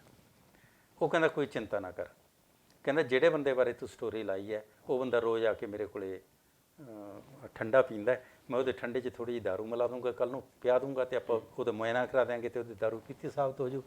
ਕਿਸੇ ਠੇਕੇ ਵਾਲੇ ਤੋਂ ਆਪਾਂ ਕਹਾ ਦਿਆਂਗੇ ਵੀ ਹਾਂ ਮੈਥੋਂ ਰੋਜ਼ ਪਊਆ ਲੈਂਦਾ। ਮੈਂ ਉਹਨੂੰ ਕਿਹਾ ਨਹੀਂ ਵੀਰ, ਇੱਕ ਪਾਪ ਹੋ ਗਿਆ, ਆਪਾਂ ਦੂਜਾ ਪਾਪ ਨਹੀਂ ਕਰਨਾ, ਜੋ ਕੁਛ ਹੋਊਗਾ ਮੈਂ ਭੁਗਤ ਲੂੰਗਾ। ਫਿਰ ਉਹ ਨਹੀਂ ਭੁਗਤਣਾ ਪਿਆ ਕਿਉਂ ਤੀਜੇ ਇੱਕ ਦਿਨ ਉਹ ਬੰਦਾ ਜਿਹੜਾ ਉਮੀਦਵਾਰ ਸੀ ਉਹਦੀ ਮੌਤ ਹੋ ਗਈ। ਤੇ ਇੱਕ ਚੀਜ਼ ਹੋਰ ਹੁੰਦੀ ਹੈ, ਸੋਰਸ ਹੁੰਦੇ ਆ। ਸੋਰਸ ਕਿਵੇਂ ਬਣਦੇ ਸੀਗੇ? ਅੱਜ ਕੱਲ੍ਹ ਤਾਂ ਖੈਰ ਉਹਨਾਂ ਦੀ ਲੋੜ ਨਹੀਂ ਰਹਿੰਦੀ, ਬੜਾ ਕੁਝ ਹੋਰ ਹੀ ਚੱਲ ਪਿਆ। ਹਾਂ, ਸੋਰਸ ਨੂੰ ਸੁਖਨੈਬ ਜੀ, ਸੋਰਸ ਨੂੰ ਸੰਭਾਲਣ ਵਾਸਤੇ ਬਹੁਤ ਵੱਡਾ ਜਿਗਰਾ ਚਾਹੀਦਾ। ਜਿੰਨਾ ਮਰਜ਼ੀ ਤੁਹਾਡੇ ਤੇ ਪ੍ਰੈਸ਼ਰ ਹੋਵੇ, ਤੁਸੀਂ ਉਹ ਸੋਰਸ ਨਹੀਂ ਲੀਕ ਕਰਨਾ ਹੁੰਦਾ। ਜੇ ਸੋਰਸ ਲੀਕ ਕਰਤਾ ਤਾਂ ਫਿਰ ਤੁਸੀਂ, ਮੈਂ ਸਮਝਦਾ ਕੋਈ ਵਧੀਆ ਪੱਤਰਕਾਰ ਨਹੀਂ। ਸੋਰਸ ਤਾਂ ਜੋ ਮੇਰੀ ਜਾਣਕਾਰੀ 'ਚ ਸਿਰਫ ਮਾਨਯੋਗ ਸੁਪਰੀਮ ਕੋਰਟ, ਉਹ ਵੀ ਜੇ ਦੇਸ਼ ਦੀ ਸੁਰੱਖਿਆ ਦੇ ਨਾਲ ਕੋਈ ਸੰਬੰਧਿਤ ਮਾਮਲਾ ਹੋਵੇ ਤਾਂ ਸੁਪਰੀਮ ਕੋਰਟ ਹੀ ਪੁੱਛ ਸਕਦੀ ਹੈ, ਅਤੇ ਉਹ ਵੀ ਉਸ ਚੀਜ਼ ਨੂੰ, ਸੁਪਰੀਮ ਕੋਰਟ ਵੀ ਉਸ ਚੀਜ਼ ਨੂੰ ਸੀਕ੍ਰੇਟ ਰੱਖੇਗੀ। ਉਸ ਨੂੰ ਸੋਰਸ ਡਿਵੈਲਪ ਕਰਨ 'ਤੇ ਬਹੁਤ ਟਾਈਮ ਲੱਗਦਾ ਹੈ। ਤੁਹਾਨੂੰ ਨਿੱਜੀ ਦੋਸਤੀਆਂ ਬਣਾਉਣੀਆਂ ਪੈਂਦੀਆਂ, ਨਿੱਜੀ ਤੌਰ 'ਤੇ ਤੁਹਾਨੂੰ ਮਿਲਣਾ ਪੈਂਦਾ ਬੰਦਿਆਂ ਨੂੰ, ਉਹਨਾਂ ਨੂੰ ਵਿਸ਼ਵਾਸ 'ਚ ਲੈਣਾ ਪੈਂਦਾ, ਉਹਨਾਂ ਦੀ ਨੇਚਰ ਜਾਣਨੀ ਪੈਂਦੀ ਹੈ। ਫਿਰ ਜਦੋਂ ਤੁਹਾਡਾ ਇੱਕ ਸੋਰਸ ਬਣ ਗਿਆ, ਤੁਸੀਂ ਉਹਨਾਂ ਦੇ ਸੋਰਸ ਦੀ ਫਿਰ ਪੁਸ਼ਟੀ ਵੀ ਕਰਨੀ ਪੈਂਦੀ ਹੈ। ਕਈ ਵਾਰੀ ਸੋਰਸ ਕੱਚੇ ਵੀ ਹੁੰਦੇ ਆ, ਉਹ ਸੁਣੀ ਸੁਣਾਈ ਗੱਲ ਤੁਹਾਡੇ ਤੱਕ ਪਹੁੰਚਾ ਦਿੰਦੇ ਆ, ਪਰ ਉਹਦੀ ਪੁਸ਼ਟੀ ਕਰਨੀ ਵੀ ਜ਼ਰੂਰੀ ਹੁੰਦੀ ਹੈ। ਸੋਰਸ ਤੋਂ ਜਦੋਂ ਇੱਕ ਵਾਰੀ ਤੁਹਾਡੇ ਕੋਲ ਜਾਣਕਾਰੀ ਆ ਗਈ, ਫਿਰ ਤੁਸੀਂ ਆਪਣੇ ਸਾਧਨਾਂ ਰਾਹੀਂ ਉਹਦੀ ਪੁਸ਼ਟੀ ਕਰਨੀ ਹੈ। ਫਿਰ ਤੁਸੀਂ ਸੋਰਸ ਨੂੰ ਜਿਉਂਦਾ ਰੱਖਣ ਵਾਸਤੇ ਤੁਸੀਂ ਉਹਦੀ ਸੀਕ੍ਰੇਸੀ ਸਖਤੀ ਨਾਲ ਉਹਦੀ ਰੱਖੋਗੇ। ਮਿਸਾਲ ਦੇ ਤੌਰ 'ਤੇ ਇੱਕ ਮੇਰਾ ਪਿੰਡ ਹੈ ਗਿੱਲਪੱਤੀ ਨੇੜੇ, ਉੱਥੇ ਇੱਕ ਨਕਲੀ ਕੀੜੇ ਮਾਰ ਦਵਾਈਆਂ ਦੀ ਇੱਕ ਫੈਕਟਰੀ ਚੱਲਦੀ ਸੀ। ਤਾਂ ਉਹਦੀ ਜਾਣਕਾਰੀ ਮਿਲ ਗਈ ਕਿਸੇ ਬੰਦੇ ਤੋਂ, ਹਾਲਾਂਕਿ ਬਾਅਦ 'ਚ ਪਤਾ ਲੱਗਿਆ ਵੀ ਕਿਸੇ ਜੱਜ ਸਾਹਿਬ ਦੇ ਰਿਸ਼ਤੇਦਾਰ ਸੀ ਉਹ। ਉਹਦੀ ਅਸੀਂ ਨਿਊਜ਼ ਲਾਈ, ਫਿਰ ਕਿਸੇ ਨੇ ਕਿਸੇ ਰਾਹੀਂ ਪੁੱਛਣ ਦੀ ਕੋਸ਼ਿਸ਼ ਕੀਤੀ ਵੀ ਉਹ ਤੁਹਾਨੂੰ ਕਿੱਥੋਂ ਪਤਾ ਲੱਗਿਆ, ਨਹੀਂ ਦੱਸਿਆ। ਇਸੇ ਤਰ੍ਹਾਂ ਹੀ ਇੱਕ ਹੋਰ ਮਾਮਲੇ ਦੇ ਵਿੱਚ ਕੋਈ ਨਿਊਜ਼ ਲੱਗੀ, ਉਹ 'ਚ ਉਹ ਕਰਪਸ਼ਨ ਦਾ ਕੋਈ ਕੇਸ ਸੀ, ਉਹਦੀ ਨਿਊਜ਼ ਲੱਗੀ, ਅਕਾਲੀ ਦਲ ਨਾਲ ਸੰਬੰਧਿਤ ਸੀ ਉਹ। ਤਾਂ ਉਹਨਾਂ ਨੇ ਆਪਣਾ ਬੰਦਾ ਭੇਜਿਆ, ਬੜੀਆਂ ਉਹਨੇ ਪਿਆਰ ਨਾਲ ਗੱਲਾਂ ਕਰਕੇ, ਅਤੇ ਫਿਰ ਉਹਨੇ ਕਿਹਾ ਵੀ ਤੈਨੂੰ ਇਹ ਤੋਂ ਪਤਾ ਲੱਗਿਆ, ਉਹ ਤੋਂ ਪਤਾ ਲੱਗਿਆ, ਉਹ ਤੋਂ ਪਤਾ ਲੱਗਿਆ। ਮੈਂ ਉਹਦੇ ਪੱਲੇ ਕੁਛ ਨਹੀਂ ਪਾਇਆ, ਮੈਂ ਇਹਨਾਂ ਨੂੰ ਕਿਹਾ ਵੀ ਮੈਨੂੰ ਤਾਂ ਮੋਗੇ ਤੋਂ ਪਤਾ ਲੱਗਿਆ, ਹਾਲਾਂਕਿ ਪਤਾ ਤਾਂ ਆਪਣੇ ਬਠਿੰਡੇ ਤੋਂ ਹੀ ਲੱਗਿਆ ਸੀ। ਮੈਂ ਉਹ ਪ੍ਰੈਸ਼ਰ 'ਚ ਨਹੀਂ ਆਇਆ, ਮੈਂ ਉਹਨਾਂ ਨੂੰ ਕਿਹਾ ਵੀ ਨਹੀਂ, ਮੈਂ ਆਪਣਾ ਸੋਰਸ ਨਹੀਂ ਦੱਸ ਸਕਦਾ, ਜੇ ਤੁਸੀਂ ਬਹੁਤਾ ਹੀ ਕਹਿੰਦੇ ਹੋ ਚਲ ਮੈਂ ਇਹ ਦੱਸ ਦਿੰਦਾ ਵੀ ਇਹ ਮੈਨੂੰ ਮੋਗੇ ਤੋਂ ਪਤਾ ਲੱਗਦਾ, ਦੱਸਿਆ ਨਹੀਂ ਸੋਰਸ। ਤੁਸੀਂ ਸਿਮਰਜੀਤ ਮਾਨ ਹੋਰਾਂ ਦੀ ਪ੍ਰੈਸ ਕਾਨਫਰੰਸ ਵੀ ਕਵਰ ਕੀਤੀ ਸੀ, ਉਹ ਕੀ ਮਾਮਲਾ ਸੀ? ਉਹ ਤੁਹਾਡੇ ਯਾਦ ਹੈ ਅਜੇ ਤੱਕ? ਉਹ ਤਾਂ ਬਾਬਾ ਚਰਚਾ ਵਾਲੀ ਗੱਲ ਹੈ ਨਾ ਜੀ। ਹਾਂ, ਉਸ ਵੇਲੇ ਲੋਕ ਸਭਾ ਦੀਆਂ ਚੋਣਾਂ ਹੋ ਰਹੀਆਂ ਸੀ।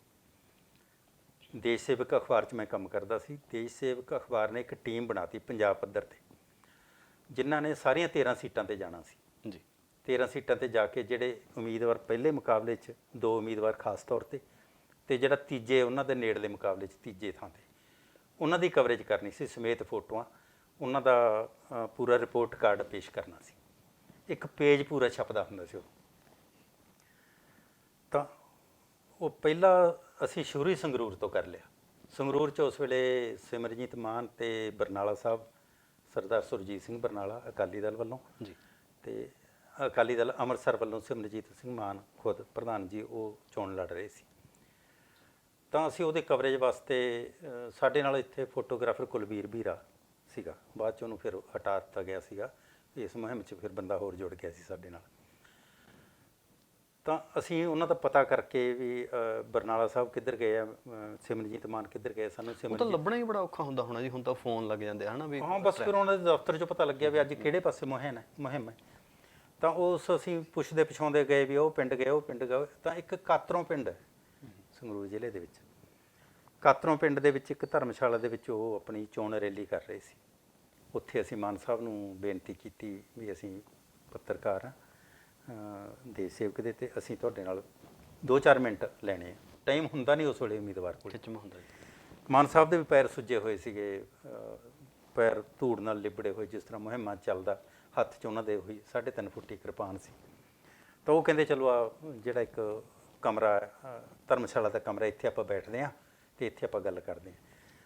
ਮਾਨ ਸਾਹਿਬ ਬੈਠ ਗਏ, 2-3 ਕੁਰਸੀਆਂ ਹੋਰ ਸੀ, ਉੱਥੇ ਅਸੀਂ ਬੈਠ ਗਏ ਅਤੇ ਸਾਡਾ ਫੋਟੋਗ੍ਰਾਫਰ ਉਹ ਸਾਈਡ 'ਤੇ ਖੜ੍ਹਾ ਰਿਹਾ।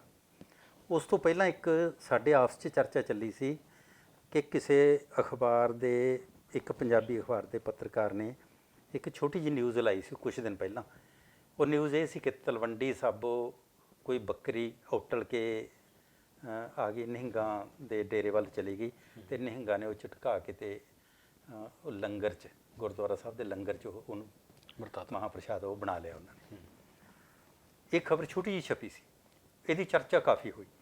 ਤਾਂ ਅਸੀਂ ਪਹਿਲਾਂ ਹੀ ਸੋਚ ਲਿਆ ਸੀ ਵੀ ਆਪਾਂ ਕੋਈ ਇਹੋ ਜਿਹਾ ਮਾਮਲਾ ਨਹੀਂ ਉਠਾਉਣਾ ਜਿੱਥੇ ਕੋਈ ਧਾਰਮਿਕ ਉਹ ਬਣਦਾ ਹੋਵੇ ਅਤੇ ਜਾਂ ਕੋਈ ਮਾਨ ਸਾਹਿਬ ਨੂੰ ਕੋਈ ਇਹ ਲੱਗੇ ਜਾਂ ਉਹਨਾਂ ਉਹ ਭੜਕਣ ਦਾ ਕੋਈ ਹੋਵੇ। ਅਸੀਂ ਉਹਨਾਂ ਦੇ ਮੁਹਿੰਮ ਬਾਰੇ ਕਰਦੇ ਰਹੇ, ਉਹਨਾਂ ਦਾ ਕੀ ਤੁਹਾਡਾ ਮੋਟਿਵ ਕੀ ਹੈ ਚੋਣ ਲੜਨ ਦਾ, ਤੁਹਾਡੇ ਏਜੰਡੇ ਕੀ ਹੈ, ਅਸੀਂ ਇਹਨਾਂ 'ਤੇ ਗੱਲਾਂ ਕਰਦੇ ਰਹੇ ਸੀ। ਤਾਂ ਫੋਟੋਗ੍ਰਾਫਰ ਵੀਰੇ ਨੇ ਖੜੇ ਨੇ ਕਿਤੇ ਕਹਿਤਾ ਵੀ ਮਾਨ ਸਾਹਿਬ ਉਹ ਦੱਸੋ ਜਿਹੜੀ ਉੱਥੇ ਲੰਗਰ ਦੇ ਵਿੱਚ ਇੱਕ ਬੱਕਰੀ ਦਾ ਮੀਟ ਬਣਿਆ, ਤਖਤ ਸ਼੍ਰੀ ਦਮਦਮਾ ਸਾਹਿਬ। ਇਹ ਸੁਣਦੇ ਸਾਰ ਹੀ ਮਾਨ ਸਾਹਿਬ ਭੜਕ ਪਏ। ਮਾਨ ਸਾਹਿਬ ਕਹਿੰਦੇ ਮੈਨੂੰ ਪਤਾ ਲੱਗ ਗਿਆ, ਤੁਹਾਨੂੰ ਬਾਦਲ ਹੋਰਾਂ ਨੇ ਭੇਜਿਆ, ਮੇਰੀ ਜਿਹੜੀ ਮੁਹਿੰਮ ਹੈ ਇਹਨੂੰ ਸਾਬੋਤਾਜ ਕਰਨ ਵਾਸਤੇ ਤੁਸੀਂ ਇਹ ਸਾਰਾ ਕੁਝ ਕਰ ਰਹੇ ਹੋ ਅਤੇ ਤੁਸੀਂ ਦੁਸ਼ਟ ਹੋ। ਜਾਣ ਉਹਨਾਂ ਨੇ ਕਿਰਪਾਨ ਨੂੰ ਹੱਥ ਪਾ ਲਿਆ, 3.5 ਫੁੱਟੀ ਕਿਰਪਾਨ ਲਿਸ਼ਕਦੀ ਹੋਈ ਅਤੇ ਅਸੀਂ ਭੱਜ ਲਏ ਬਾਹਰ ਨੂੰ। ਜਿਹਨੇ ਇਹ ਛਿੰਝ ਛੇੜੀ ਸੀ ਉਹ ਪਹਿਲਾਂ ਹੀ ਸਾਡੀ ਗੱਡੀ ਦੇ ਵਿੱਚ ਬੈਠ ਕੇ ਅਤੇ ਸ਼ੀਸ਼ੇ ਚੜ੍ਹਾਈ ਬੈਠਾ ਅਤੇ ਹੱਸੀ ਜਾਵੇ ਵੀਰਾ। ਹਾਂ ਵੀਰਾ। ਅਸੀਂ ਬੜੀ ਮੁਸ਼ਕਲ ਨਾਲ ਭੱਜ ਨੱਠ ਕੇ ਅਸੀਂ ਕਿਵੇਂ ਨਾ ਕਿਵੇਂ ਲੰਮਕਦੇ ਅਸੀਂ ਉਹ ਬਾਰੀਆਂ 'ਚ ਗੱਡੀ 'ਚ ਚੜ੍ਹ ਗਏ। ਮਾਨ ਸਾਹਿਬ ਤੋਂ ਨਾ ਭੱਜਿਆ ਨਹੀਂ ਗਿਆ ਅਤੇ ਅਸੀਂ ਬਚ ਗਏ। ਉਸ ਤੋਂ ਬਾਅਦ ਮਾਨ ਸਾਹਿਬ ਦੀ ਸਾਨੂੰ ਕਵਰੇਜ ਤਾਂ ਕਰਨੀ ਪੈਣੀ ਸੀ। ਫਿਰ ਅਸੀਂ ਉਹਨਾਂ ਤੋਂ 200 ਗਜ ਦੀ ਵਿੱਥ ਬਣਾਈ ਰੱਖੀ ਵੀ ਕਿਤੇ ਉਹਨਾਂ ਦੇ ਫੇਰ ਨਾ ਯਾਦ ਆ ਜੇ ਵੀ ਇਹ ਸੋ ਕਾਲਡ ਦੁਸ਼ਟ ਫੇਰ ਆ ਗਏ। ਬਾਅਦ 'ਚ ਕਦੇ ਸਾਹਮਣਾ ਹੋਇਆ ਜਦੋਂ ਦੱਸਿਆ ਉਹਨਾਂ ਨੂੰ ਤੁਸੀਂ ਵੀ ਆਹ ਗੱਲ ਸੀ? ਨਹੀਂ, ਬਾਅਦ 'ਚ ਨਹੀਂ, ਉਹਨਾਂ ਨਾਲ ਨਹੀਂ ਗੱਲ ਹੋਈ। ਉਹਨਾਂ ਦੇ ਇੱਕ ਹੋਰ ਉਮੀਦਵਾਰ ਸੀ ਇੱਧਰ ਫਿਰੋਜ਼ਪੁਰ ਜ਼ਿਲ੍ਹੇ 'ਚ, ਉੱਥੇ ਉਹਨਾਂ ਨਾਲ ਪੰਗਾ ਇਹ ਪਿਆ ਇੱਕ ਪਿੰਡ ਦੇ ਵਿੱਚ। ਉਹਨਾਂ ਦੀ ਕਾਫੀ ਸਾਰੀਆਂ ਗੱਡੀਆਂ ਦਾ ਕਾਫਲਾ ਸੀ। ਸਾਡੇ ਨਾਲ ਉਸ ਵੇਲੇ ਫੋਟੋਗ੍ਰਾਫਰ ਸੀ, ਦੇਸ਼ ਸੇਵਕ 'ਚ ਕੰਮ ਕਰਦਾ ਹੁੰਦਾ ਸੀ, ਅਜੇ ਵਰਮਾ। ਬਿਲਕੁਲ ਸਰੀਰ ਸੀ ਉਹਦਾ ਭਾਰਾ। ਉਹ ਕਹਿੰਦਾ ਵੀ ਚੋਣ ਕਮਿਸ਼ਨ ਨੇ ਥੋੜ੍ਹੀਆਂ ਗੱਡੀਆਂ ਦੀ ਇਜਾਜ਼ਤ ਦਿੱਤੀ, ਬਹੁਤ ਜ਼ਿਆਦਾ ਕਾਫਲਾ, ਆਪਾਂ ਕਿਤੇ ਇਹਦੀ ਫੋਟੋ ਕਰਨੀ। ਇੱਕ ਉਹ ਗੁਰਦੁਆਰੇ ਦੇ ਵਿੱਚ ਮੀਟਿੰਗ ਕਰ ਰਹੇ ਸੀ ਉੱਥੇ, ਜਿਹੜੀ ਚੋਣ ਮੀਟਿੰਗ ਇਹ ਹੋ ਹੀ ਨਹੀਂ ਸਕਦੀ, ਚੋਣ ਕਮਿਸ਼ਨ ਦੀਆਂ ਹਦਾਇਤਾਂ ਦੇ ਉਲਟ ਸੀ। ਇਹ ਕਹਿੰਦੇ ਆਪਾਂ ਦੋਨੇ ਉਹ ਕਰਨੀ ਹੈ, ਇੱਕ ਫਰੇਮ 'ਚ ਦੋਨੇ ਚੀਜ਼ਾਂ ਮੈਂ ਲੈ ਲਊਂਗਾ। ਤਾਂ ਉੱਥੇ ਅਸੀਂ ਵੀ ਗੱਡੀ ਰੋਕ ਲਈ। ਤਾਂ ਇੱਕ ਉਹ ਕਹਿੰਦਾ ਉੱਚੇ ਥਾਂ ਤੋਂ ਇਹ ਦੋਨੇ ਇਹ ਆ ਸਕਦਾ ਇਹਦਾ। ਤਾਂ ਉਹਨੇ ਇੱਕ ਰੂੜੀ ਸੀ, ਖੰਭਾ ਸੀ ਇੱਕ ਬਿਜਲੀ ਦਾ, ਉਹਦੇ ਆਲੇ ਦੁਆਲੇ ਰੂੜੀ ਲੱਗੀ ਹੋਈ ਸੀ। ਉਹ ਕਹਿੰਦਾ ਕੋਈ ਪੌੜੀ ਲਿਆਓ। ਅਸੀਂ ਨੇੜਲੇ ਘਰ ਤੋਂ ਇੱਕ ਪੌੜੀ ਮੰਗ ਲਿਆਂਦੀ। ਪੌੜੀ ਲਾ ਕੇ ਇੱਕ ਜਣੇ ਨੇ ਪੌੜੀ ਫੜੀ ਅਤੇ ਉਹ ਵਰਮਾ ਜੀ ਆਪਣਾ ਕੈਮਰਾ ਲੈ ਕੇ ਉੱਪਰ ਚਲੇ ਗਏ। ਜਦੋਂ ਅਜੇ ਫੋਟੋ ਬਣਾ ਹੀ ਰਹੇ ਸੀ ਤਾਂ ਉੱਥੋਂ ਗੁਰਦੁਆਰੇ 'ਚੋਂ ਕਿਸੇ ਨੇ ਰੌਲਾ ਪਾਤਾ ਵੀ ਉਹ ਪੱਤਰਕਾਰ ਫੋਟੋਆਂ ਲਈ ਜਾਂਦੇ ਅਤੇ ਇਹ ਆਪਣਾ ਚੋਣ ਕਮਿਸ਼ਨ ਨੂੰ ਭੇਜਣਗੇ। ਉਹ ਸਾਰਾ ਲੁੰਗ ਲਾਣਾ ਸਾਡੇ ਮਗਰ ਪੈ ਗਿਆ ਵੀ ਫੜ ਲਓ ਇਹਨਾਂ ਨੂੰ, ਫੜ ਲਓ, ਕਿਹੜੇ ਆ ਇਹ। ਤਾਂ ਉਹ ਪੌੜੀ ਛੱਡ ਕੇ, ਪੌੜੀ ਜਿਹਨੇ ਫੜੀ ਸੀ ਉਹ ਵੀ ਬੰਦਾ ਭੱਜ ਕੇ ਗੱਡੀ ਜਾ ਬੈਠਾ। ਵਰਮਾ ਉੱਤਰਦਾ ਰੂੜੀ 'ਤੇ ਡਿੱਗ ਪਿਆ, ਸਰੀਰ ਉਹਦਾ ਭਾਰਾ ਸੀ। ਫਿਰ ਵੀ ਅਸੀਂ ਉਹਨੂੰ ਚਲਦੀ ਗੱਡੀ 'ਚ ਖਿੱਚ ਕੇ ਅੰਦਰ ਕਰ ਲਿਆ ਅਤੇ ਗੱਡੀ ਮੂਹਰੇ ਭਜਾ ਲਈ। ਉਹਨਾਂ ਦੀਆਂ ਗੱਡੀਆਂ ਕਿਉਂਕਿ ਫਸੀਆਂ ਖੜੀਆਂ ਸੀ ਇੱਕ ਦੂਜੇ 'ਚ, ਉਹ ਸਾਡਾ ਪਿੱਛਾ ਨਹੀਂ ਕਰ ਸਕੇ। ਉੱਥੋਂ ਅਸੀਂ ਬਚ ਗਏ ਉਹਨਾਂ ਦੀ ਮਾਰ ਤੋਂ। ਅਤੇ ਕਦੇ ਕੋਈ ਸਿੱਧਾ ਟਕਰਾਅ ਹੋਇਆ ਹੋਵੇ, ਕਿਉਂਕਿ ਧਮਕੀਆਂ ਤਾਂ ਆਮ ਪੱਤਰਕਾਰਾਂ ਨੂੰ ਆਉਂਦੀਆਂ ਰਹਿੰਦੀਆਂ ਨੇ? ਸਿੱਧਾ ਟਕਰਾਅ ਨਹੀਂ ਕੋਈ ਇਸ ਤਰ੍ਹਾਂ ਹੋਇਆ। ਇਹਨਾਂ ਨੂੰ ਇਤਰਾਜ਼ ਹੁੰਦਾ ਸੀ ਆਮ ਤੌਰ 'ਤੇ ਦਲਿਤ ਸੈਨਾ ਵਾਲਿਆਂ ਨੂੰ ਵੀ ਤੁਸੀਂ ਸਾਡੀ ਇਹ ਖਬਰ ਕੱਟਤੀ ਜਾਂ ਇਹ ਸੰਖੇਪ ਕਰਤੀ ਜਾਂ ਸਾਨੂੰ ਉਨੀ ਤਵੱਜੋ ਨਹੀਂ ਦਿੰਦੇ। ਹਾਲਾਂਕਿ ਕੋਈ ਇਹੋ ਜਿਹੀ ਆਪਣੇ ਉਹ ਨਹੀਂ ਸੀ, ਮਨ 'ਚ ਮਿੱਥਿਆ ਨਹੀਂ ਸੀ। ਜਦੋਂ ਜਾਗਰਣ 'ਚ ਸੀ ਤੁਸੀਂ? ਹਾਂ, ਜਾਗਰਣ 'ਚ ਵੀ। ਤਾਂ ਲਿਖਦੇ ਸੀ, ਕਈ ਵਾਰੀ ਸਪੇਸ ਨਹੀਂ ਹੁੰਦੀ, ਤੁਹਾਨੂੰ ਪਤਾ ਹੀ ਹੈ, ਤੁਸੀਂ ਮੀਡੀਆ ਦੇ ਨਾਲ ਜੁੜੇ ਹੋਏ ਹੋ, ਸਪੇਸ ਨਹੀਂ ਹੁੰਦੀ, ਉੱਥੇ ਕੱਟ ਲੱਗ ਜਾਂਦਾ। ਜਿਵੇਂ ਉਲਟੀ ਤਕਾਉਣ ਦੀ ਤਰ੍ਹਾਂ ਆਪਾਂ ਖਬਰ ਲਿਖਦੇ ਹਾਂ, ਜਿਵੇਂ ਆਪਾਂ ਨੂੰ ਸਿਖਾਇਆ ਜਾਂਦਾ ਵੀ ਉੱਪਰੋਂ ਜੇ ਤੁਸੀਂ ਇੱਕ ਜਾਂ ਦੋ ਪੈਰੇ ਵੀ ਬਣਦੇ ਹੋ ਤਾਂ ਤੁਹਾਡੀ ਗੱਲ ਪੂਰੀ ਚਲੀ ਜਾਂਦੀ ਹੈ, ਥੱਲੇ ਡਿਟੇਲ ਨਹੀਂ ਜਾਂਦੀ। ਉਹ ਇਸ ਤਰ੍ਹਾਂ ਕਈ ਵਾਰੀ ਹੋ ਜਾਂਦਾ ਸੀ। ਫਿਰ ਇੱਕ ਦੋ ਵਾਰੀ ਇਹਨਾਂ ਨੇ ਜਿਵੇਂ ਤੇਵਰ ਦਿਖਾਉਣ ਦੀ ਕੋਸ਼ਿਸ਼ ਕੀਤੀ। ਤਾਂ ਮੈਂ ਇਹਨਾਂ ਨੂੰ ਕਿਹਾ ਵੀ ਸੱਜਣਾ, ਹਫ਼ਤੇ 'ਚ ਇੱਕ ਦਿਨ ਮੈਂ ਲੇਟ ਨਾਈਟ ਤੱਕ ਬੈਠਦਾ ਦਫ਼ਤਰ, ਮੈਂ ਤਾਂ ਲੇਟ ਆਵਰ 'ਚ ਘਰੇ ਜਾਂਦਾ, ਅਤੇ ਜੇ ਤੁਸੀਂ ਮੇਰੇ 'ਤੇ ਕੋਈ ਅਟੈਕ ਕਰਨਾ ਤਾਂ ਉਸ ਕਰ ਸਕਦੇ ਹੋ, ਖੁੱਲ੍ਹਾ ਤੁਹਾਨੂੰ। ਪਰ ਕੋਈ ਅਟੈਕ ਕਿਸੇ ਨੇ ਕੋਈ ਕੀਤਾ ਨਹੀਂ। ਉਹ ਸਾਡੀ ਆਪਾਂ ਕਹਿ ਲਓ ਵੀ ਇੱਕ ਦੋਸਤਾਨਾ ਜੀ, ਫਿਰ ਉਹ ਇੰਨੀ ਕੁ ਟਸਲ ਹੋਈ, ਬਚ ਗਏ ਉਸ 'ਚੋਂ ਵੀ। ਅੱਜ ਪੱਤਰਕਾਰੀ ਕਿੱਥੇ ਖੜੀ ਦੇਖ ਰਹੇ ਹੋ? ਅੱਜ ਪੱਤਰਕਾਰੀ ਦਾ ਮੈਂ ਸਮਝਦਾ ਜਿੱਥੋਂ ਤੱਕ ਮੇਰਾ ਖਿਆਲ ਹੈ ਵੀ ਮਿਆਰ ਬਹੁਤ ਨੀਵਾਂ ਆ ਗਿਆ, 2 ਕਾਰਨਾਂ ਕਰਕੇ। ਅੱਗੇ ਜੇ ਕੋਈ ਕਰਪਸ਼ਨ ਹੁੰਦੀ ਸੀ ਤਾਂ ਕਿਸੇ ਤਾਂ ਪੱਤਰਕਾਰ 'ਤੇ ਇਹ ਇਲਜ਼ਾਮ ਲੱਗਦਾ ਸੀ ਕਿ ਉਹਨੇ ਪੈਸੇ ਲੈ ਕੇ ਖਬਰ ਲਾਤੀ ਜਾਂ ਪੈਸੇ ਲੈ ਕੇ ਖਬਰ ਛੱਡਤੀ। ਹੁਣ ਜਿਹੜਾ ਟ੍ਰੈਂਡ ਇਹ ਹੋ ਗਿਆ, ਜਿਹੜੇ ਪ੍ਰਾਈਵੇਟ ਅਦਾਰੇ ਹੈ ਅਖਬਾਰਾਂ ਦੇ, ਜਿਹੜੇ ਕੋਈ ਟਰਸਟ ਦੇ ਨਹੀਂ, ਜਿਹੜੇ ਵਿਅਕਤੀਗਤ ਘਰਾਣਿਆਂ ਦੇ ਅਖਬਾਰ ਚੱਲਦੇ ਆ, ਉਹ ਸਿੱਧੀ ਸੌਦੇਬਾਜ਼ੀ ਹੋ ਜਾਂਦੀ ਹੈ ਪੋਲੀਟੀਸ਼ੀਅਨਾਂ ਨਾਲ। ਥੱਲੇ ਤਾਂ ਸਿਰਫ ਹਦਾਇਤਾਂ ਆ ਜਾਂਦੀਆਂ, ਹਦਾਇਤ ਆਈ ਹੈ ਤੁਹਾਨੂੰ ਵੀ ਆਹ ਕਰਨਾ ਤੇ ਆਹ ਨਹੀਂ ਕਰਨਾ, ਇਹਨੂੰ ਹਾਈਲਾਈਟ ਕਰਨਾ, ਇਹਨੂੰ ਨਹੀਂ ਕਰਨਾ। ਇਹ ਇਸ ਕਿਸਮ ਦਾ ਵੀ ਰੁਝਾਨ ਉਦੋਂ ਪਹਿਲਾਂ ਨਹੀਂ ਸੀ ਤੇ ਹੁਣ ਪਿਛਲੇ ਸਮੇਂ ਦੇ ਵਿੱਚ ਕਾਫੀ ਦੇਖਿਆ ਗਿਆ। ਜਾਂ ਆਪਾਂ ਕਹਿ ਲਈਏ ਵੀ ਅਖਬਾਰਾਂ ਦੀ ਇਸ ਮਾਮਲੇ 'ਚ ਭਰੋਸੇਯੋਗਤਾ ਵੀ ਘਟੀ ਹੈ, ਪਹਿਲਾਂ ਜਿੰਨੀ ਭਰੋਸੇਯੋਗਤਾ ਨਹੀਂ ਰਹੀ। ਇਹਦੇ 'ਚ ਇੱਕ ਜੇ ਤੁਸੀਂ ਕਹੋ ਤਾਂ ਇੱਕ ਵਾਕਿਆ ਛੋਟਾ ਜਿਹਾ ਮੈਂ ਤੁਹਾਨੂੰ ਦੱਸ ਸਕਦਾ। ਤਾਂ ਲੋਕ ਸਭਾ ਦੀਆਂ ਚੋਣਾਂ ਹੋ ਰਹੀਆਂ ਸੀ, ਜਿਹੜੇ ਵੇਲੇ ਬਠਿੰਡੇ ਤੋਂ ਬੀਬੀ ਹਰਸਿਮਰਤ ਕੌਰ ਬਾਦਲ ਦੇ ਮੁਕਾਬਲੇ ਕੈਪਟਨ ਅਮਰਿੰਦਰ ਸਿੰਘ ਦੇ ਲੜਕੇ ਰਣਿੰਦਰ ਸਿੰਘ ਨੇ ਚੋਣ ਲੜੀ ਸੀ ਜੀ। ਤਾਂ ਇਹ ਚੋਣ ਦੀ ਬੀਟ ਮੇਰੇ ਕੋਲੇ ਸੀ। ਮੇਰਾ ਫਰਜ਼ ਸੀ ਮੈਂ ਜਿਹੜੇ ਖਾਸ ਤੌਰ 'ਤੇ ਜਿਹੜੇ ਪਹਿਲੇ ਕੰਟੈਸਟ ਦੇ 2 ਉਮੀਦਵਾਰ ਆ ਉਹਨਾਂ ਦੀ ਕਵਰੇਜ ਕਰਾਂ। ਮੈਂ ਬੀਬੀ ਹਰਸਿਮਰਤ ਦੇ ਨਾਲ ਵੀ, ਉਹਨਾਂ ਦੇ ਨਾਲ ਵੀ ਗਿਆ ਬਹੁਤ ਸਾਰੇ ਪਿੰਡਾਂ 'ਚ, ਇੱਥੇ ਨੇੜੇ ਤੇੜੇ ਜਿੱਥੇ ਉਹ ਪ੍ਰਚਾਰ ਕਰਨਗੇ ਉਹਨਾਂ ਦੀ ਕਵਰੇਜ ਵੀ ਕੀਤੀ, ਰਣਿੰਦਰ ਦੀ ਕਵਰੇਜ ਵੀ ਕੀਤੀ। ਪਰ ਰਣਿੰਦਰ ਦੀਆਂ ਖਬਰਾਂ ਲੱਗਦੀਆਂ ਨਹੀਂ ਸੀ। ਇਸ ਚੀਜ਼ ਦਾ ਮੈਨੂੰ ਵੀ ਅਫਸੋਸ ਸੀ ਵੀ ਲੱਗਦੀਆਂ ਨਹੀਂ। ਬਾਅਦ 'ਚ ਮੈਨੂੰ ਪਤਾ ਲੱਗਿਆ ਵੀ ਉੱਪਰ ਸੈਟਿੰਗ ਹੋਈ ਹੈ ਵੀ ਤੁਸੀਂ ਜਿਵੇਂ ਇਹ ਚਲਾਉਂਦੇ ਹੋ ਉਵੇਂ ਚਲਾਓ। ਤਾਂ ਇੱਕ ਦਿਨ ਫੋਟੋਗ੍ਰਾਫਰ ਸਾਡਾ ਰਣਧੀਰ ਬੋਵੀ ਸੀ, ਉਹਨੇ ਆ ਕੇ ਦੱਸਿਆ, ਕਹਿੰਦੇ ਵੀ ਸਰ ਇੱਕ ਬਿਲਡਿੰਗ ਦੇ ਵਿੱਚ ਇੱਕ ਅਕਾਲੀ ਨੇਤਾ ਦਾ ਉਹਨਾਂ ਨੇ ਨਾਂ ਲਿਆ ਵੀ ਉਹ ਪੈਸੇ ਵੰਡੀ ਜਾਂਦੇ ਆ। ਦਿਨ ਛਪਾ ਦਾ ਟਾਈਮ ਸੀ ਤੇ ਮੈਂ ਉਹਨਾਂ ਨੂੰ ਕਿਹਾ ਵੀ ਤੁਸੀਂ ਕੋਸ਼ਿਸ਼ ਕਰੋ ਫਲੈਸ਼ ਨਾ ਵੱਜੇ ਤੇ ਇਹ ਫੋਟੋ ਕਰੋ ਪੈਸੇ ਦਿੰਦਿਆਂ ਦੀ, ਆਪਾਂ ਲਾਵਾਂਗੇ ਨਿਊਜ਼। ਫੋਟੋ ਤਾਂ ਨਹੀਂ ਹੋ ਸਕੀ, ਕਾਫੀ ਮੂੰਹ ਹਨੇਰਾ ਹੋ ਚੁੱਕਿਆ ਸੀ। ਉਹ ਕਹਿੰਦੇ ਵੀ ਫੋਟੋ ਨਹੀਂ ਹੋ ਸਕੀ। ਤਾਂ ਮੈਂ ਉਹ ਨਿਊਜ਼ ਸਟੋਰੀ ਬਣਾ ਲਈ ਬਿਨਾਂ ਨਾਲ ਲਿਖੇ ਉਹਨਾਂ ਦਾ। ਉਹ ਸਟੋਰੀ ਇਹ ਸੀ ਵੀ ਵੋਟ ਤੰਤਰ ਤੇ ਭਾਰੀ ਪਿਆ ਨੋਟ ਤੰਤਰ। ਇਹ ਸਟੋਰੀ ਪਹੁੰਚੀ ਜਦੋਂ ਚੰਡੀਗੜ੍ਹ, ਉਹ ਸਾਡੀਆਂ ਸਿੱਧੀਆਂ ਲੁਧਿਆਣੇ ਜਾਣ ਦੀ ਬਜਾਏ ਉਹਨਾਂ ਦਿਨਾਂ 'ਚ ਚੰਡੀਗੜ੍ਹ ਜਾਂਦੀਆਂ ਸੀ ਖਬਰਾਂ। ਚੰਡੀਗੜ੍ਹ ਉਹਨਾਂ ਦੀ ਛਾਣਬੀਣ ਹੁੰਦੀ ਸੀ ਖਬਰਾਂ ਦੀ, ਫਿਰ ਅੱਗੇ ਜਾਂਦੀਆਂ ਸੀ। ਤਾਂ ਉੱਥੇ ਇੱਕ ਮੈਡਮ ਸੀ ਸਾਡੇ ਮੈਨੇਜਮੈਂਟ ਵੱਲੋਂ ਬਿਠਾਏ ਹੋਏ, ਤੇ ਉਹਨਾਂ ਨੇ ਮੈਨੂੰ ਫੋਨ ਕੀਤਾ, ਕਹਿੰਦੇ ਗਿਲਪੱਤੀ ਜੀ ਇਹ ਤੁਸੀਂ ਭੇਜੀ ਹੈ ਨਿਊਜ਼? ਮੈਂ ਕਿਹਾ ਹਾਂ ਮੈਡਮ ਜੀ ਮੈਂ ਭੇਜੀ ਆ। ਤੇ ਇਹ ਕਿਉਂ ਭੇਜੀ? ਮੈਂ ਕਿਹਾ ਜੀ ਇਹ ਕੁਛ ਜੋ ਹੋਇਆ ਉਹ ਉਹੀ ਹੈ। ਤਾਂ ਉਹ ਕਹਿੰਦੀ ਤੁਹਾਨੂੰ ਅਖਬਾਰ ਦੀ ਪੋਲਿਸੀ ਦਾ ਨਹੀਂ ਪਤਾ? ਮੈਂ ਕਿਹਾ ਜੀ ਪਤਾ ਹੈ। ਫਿਰ ਕਿਉਂ ਭੇਜੀ? ਮੈਂ ਕਿਹਾ ਜੀ ਜੋ ਅੱਖੀਂ ਦੇਖਿਆ ਨਾ ਉਹ ਭੇਜਿਆ। ਉਹ ਕਹਿੰਦੇ ਵੀ ਅੱਖਾਂ ਬੰਦ ਕਰਕੇ ਲਿਖਿਆ ਕਰੋ। ਅੱਛਾ। ਤਾਂ ਮੈਂ ਚੁੱਪ ਹੋ ਗਿਆ। ਮੈਂ ਫਿਰ 1 ਮਿੰਟ ਬਾਅਦ ਉਹਨਾਂ ਨੂੰ ਕਿਹਾ ਮੈਡਮ ਮੇਰੀ ਜ਼ਮੀਰ ਨਹੀਂ ਮੰਨਦੀ। ਕਹਿੰਦੀ ਜ਼ਮੀਰ ਨੂੰ ਨਾਲ ਲੈ ਕੇ ਆਉਣੇ ਹਨ, ਜ਼ਮੀਰ ਨੂੰ ਘਰੇ ਰੱਖ ਕੇ ਆਇਆ ਕਰੋ। ਫਿਰ ਮੈਂ ਚੁੱਪ ਹੋ ਗਿਆ। ਫਿਰ ਉਹ ਕਹਿੰਦੇ ਜੇ ਨਹੀਂ ਇਹ ਕਰ ਸਕਦੇ ਤਾਂ ਇੱਕ ਕਾਰਨਰ 'ਚ ਕੁਰਸੀ ਲੈ ਕੇ ਬਹਿ ਜਾਓ, ਤਨਖਾਹ ਤੁਹਾਨੂੰ ਤੁਹਾਡੀ ਮਿਲ ਜੂਗੀ। ਉਸ ਤੋਂ ਬਾਅਦ ਮੈਂ ਖਬਰ ਨਹੀਂ ਲਿਖੀ। ਜੋ ਮੈਨੂੰ ਤਾਂ ਅਗਲੇ ਦਿਨ ਪਤਾ ਲੱਗਦਾ ਸੀ ਮੇਰੇ ਨਾਲ ਕੀ ਕੁਛ ਛਪਿਆ ਹੋਇਆ। ਅੱਛਾ, ਇਹ ਹਾਲਾਤ ਰਹੇ। ਤੇ ਤੁਸੀਂ ਰਿਜ਼ਾਈਨ ਕੀਤਾ, ਫਿਰ ਉਹ ਕਦੋਂ ਕੀਤਾ? ਰਿਜ਼ਾਈਨ ਦਾ ਵੀ ਇੱਕ ਕਹਾਣੀ ਇਹ ਹੈ। ਤੁਸੀਂ ਸਵਾਲ ਹੀ ਇਹੋ ਜਿਹਾ ਕੀਤਾ ਸੁਖਨੈਬ ਜੀ, ਕਿਤੇ ਮੇਰੇ ਨਾਲ ਕੋਈ ਲੜ ਹੀ ਨਾ ਪਵੇ। ਮੈਨੂੰ ਤਾਂ ਇਸ ਚੀਜ਼ ਦਾ ਵੀ ਆ। ਜੋ ਸਾਡਾ ਉੱਥੇ ਇੰਚਾਰਜ ਸੀ ਉਸ ਵੇਲੇ ਮੌਕੇ ਦਾ, ਉਹਨਾਂ ਨੇ ਕਿਹਾ, ਉਹਨਾਂ ਨੇ ਬਾਕੀ ਪੱਤਰਕਾਰਾਂ ਨਾਲ ਮੀਟਿੰਗ ਕਰਕੇ, ਮੈਂ ਪਾਸੇ, ਮੈਂ ਤਾਂ ਆਪਣੇ ਕੰਪਿਊਟਰ 'ਤੇ ਨਿਊਜ਼ ਬਣਾ ਰਿਹਾ ਸੀ, ਉਹਨਾਂ ਨਾਲ ਗੱਲ ਕਰਕੇ ਉਹਨਾਂ ਨੇ ਕਿਹਾ ਵੀ ਮੈਨੂੰ ਸੱਦ ਲਿਆ, ਵੀ ਬਾਬਾ ਜੀ ਕਹਿੰਦੇ ਹੁੰਦੇ ਸੀ ਆਮ ਤੌਰ 'ਤੇ ਮੈਨੂੰ, बाबा जी ऐसे करते हैं, कुछ 15-16-20 लाख रुपया इकट्ठा करते हैं, आधे का वो इश्तिहार लगा देंगे, आधे हम बांट लेंगे। तो मैं उन्होंने कहा भी मैं इस चीज़ नाल सहमत नहीं, तो मेरा ना इस मामले 'ਚ ना वरत्या जाए, तुसीं करो ना करो तुसीं जानो। उस तो बाद मैं समझदा मेरे नाल ना एक वितकरा जिहा रखण लग गए। मैनूं जे कोई उपरों भी कोई बंदे आउंदे, मैनूं नहीं पता सी भी कौन बंदा आया, मैं सोचदा शायद कोई न्यूज़ देण आया होवे, ਤਾਂ ਮੈਨੂੰ ਦੱਸਦੇ ਨਹੀਂ ਸੀ ਕੌਣ ਆਇਆ, ਉੱਪਰੋਂ ਪਾਲਿਸੀ ਕੀ ਹੈ ਜਾਂ ਕੀ ਉਹਨਾਂ ਦਾ ਹੁਕਮ ਹੈ ਕੀ ਹੈ। ਮਤਲਬ ਮੈਨੂੰ ਇੱਕ ਕਿਸਮ ਦਾ ਮੇਰੇ ਵਾਸਤੇ ਮਾਹੌਲ ਹੈ ਇਸ ਕਿਸਮ ਦਾ ਬਣਾਤਾ ਕਿ ਜਾਂ ਤਾਂ ਤੁਸੀਂ ਆਪਣੀ ਜ਼ਮੀਰ ਨੂੰ, ਆਪਣੀ ਆਤਮਾ ਨੂੰ ਮਾਰ ਕੇ ਕੰਮ ਕਰੀ ਚੱਲੋ, ਸਿਰ ਸੁੱਟ ਕੇ ਕੰਮ ਕਰੀ ਚੱਲੋ, ਜਾਂ ਫਿਰ ਤੁਸੀਂ ਛੱਡ ਕੇ ਘਰੇ ਜਾਓ। ਜਦੋਂ ਮੈਂ ਰਾਤ ਨੂੰ ਘਰ ਆਉਂਦਾ ਤੇ ਘਰ ਦੇ ਵੀ ਮੈਨੂੰ ਕਹਿੰਦੇ ਵੀ ਬੜੇ ਪਰੇਸ਼ਾਨ ਹੋ, ਮੈਂ ਦੱਸਦਾ ਵੀ ਹਾਂ ਪਰੇਸ਼ਾਨੀਆਂ ਹੈਗੀਆਂ, ਤਾਂ ਉਹ ਕਹਿ ਦਿੰਦੇ ਵੀ ਚਲੋ ਆਪਾਂ ਨੂੰ ਕਿਹੜਾ ਰੋਟੀ ਨਹੀਂ ਮਿਲਦੀ, ਜੇ ਨਹੀਂ ਕਰ ਸਕਦੇ ਤਾਂ ਛੱਡ ਦਿਓ। ਫਿਰ ਮੈਂ ਇਹ ਨਿਰਣਾ ਕਰ ਲਿਆ। ਫਿਰ ਮੈਂ ਫਰਵਰੀ 2009 ਚ ਅਸਤੀਫਾ ਦਿੱਤਾ, ਜਿਹੜਾ 2 ਮਾਰਚ ਜਾਂ 3 ਮਾਰਚ 9 ਨੂੰ ਉਹਨਾਂ ਨੇ ਐਕਸੈਪਟ ਕੀਤਾ। ਉਸ ਤੋਂ ਬਾਅਦ ਫਿਰ ਗਤੀਵਿਧੀਆਂ ਕੀ ਹਨ ਜੀ? ਉਸ ਤੋਂ ਬਾਅਦ ਉਸ ਤੋਂ ਪਹਿਲਾਂ ਵੀ ਮੈਂ ਜਿਹੜੀ ਇੱਕ ਸੰਸਥਾ ਹੈ ਤਰਕਸ਼ੀਲ ਸੁਸਾਇਟੀ ਪੰਜਾਬ, ਉਹਦੇ ਮੈਂ ਫਾਊਂਡਰ ਮੈਂਬਰਾਂ 'ਚੋਂ ਹਾਂ। ਤਾਂ ਉਹਨਾਂ ਦਾ ਇੱਕ ਮੈਗਜ਼ੀਨ ਨਿਕਲਦਾ ਤਰਕਸ਼ੀਲ ਬਾਈ ਮੰਥਲੀ, ਦਮਾਸਕ ਮੈਗਜ਼ੀਨ ਹੈ, ਉਹਦੇ ਮੈਂ ਸੰਪਾਦਕੀ ਬੋਰਡ 'ਚ ਵੀ ਕਿਸੇ ਵੇਲੇ 2-3 ਸਾਲ ਲਾਏ ਆ। ਇੱਕ ਤਾਂ ਉਹਦੇ ਵਾਸਤੇ ਉਹ 'ਚ ਮੈਂ ਕੰਮ ਕਰਦਾ, ਉਹਦੇ ਵਾਸਤੇ ਲਿਖਤਾਂ ਲਿਖਦਾ, ਹਰ ਮੈਗਜ਼ੀਨ ਦੇ ਵਿੱਚ ਮੇਰੀ ਲਿਖਤ ਆਉਂਦੀ ਆ।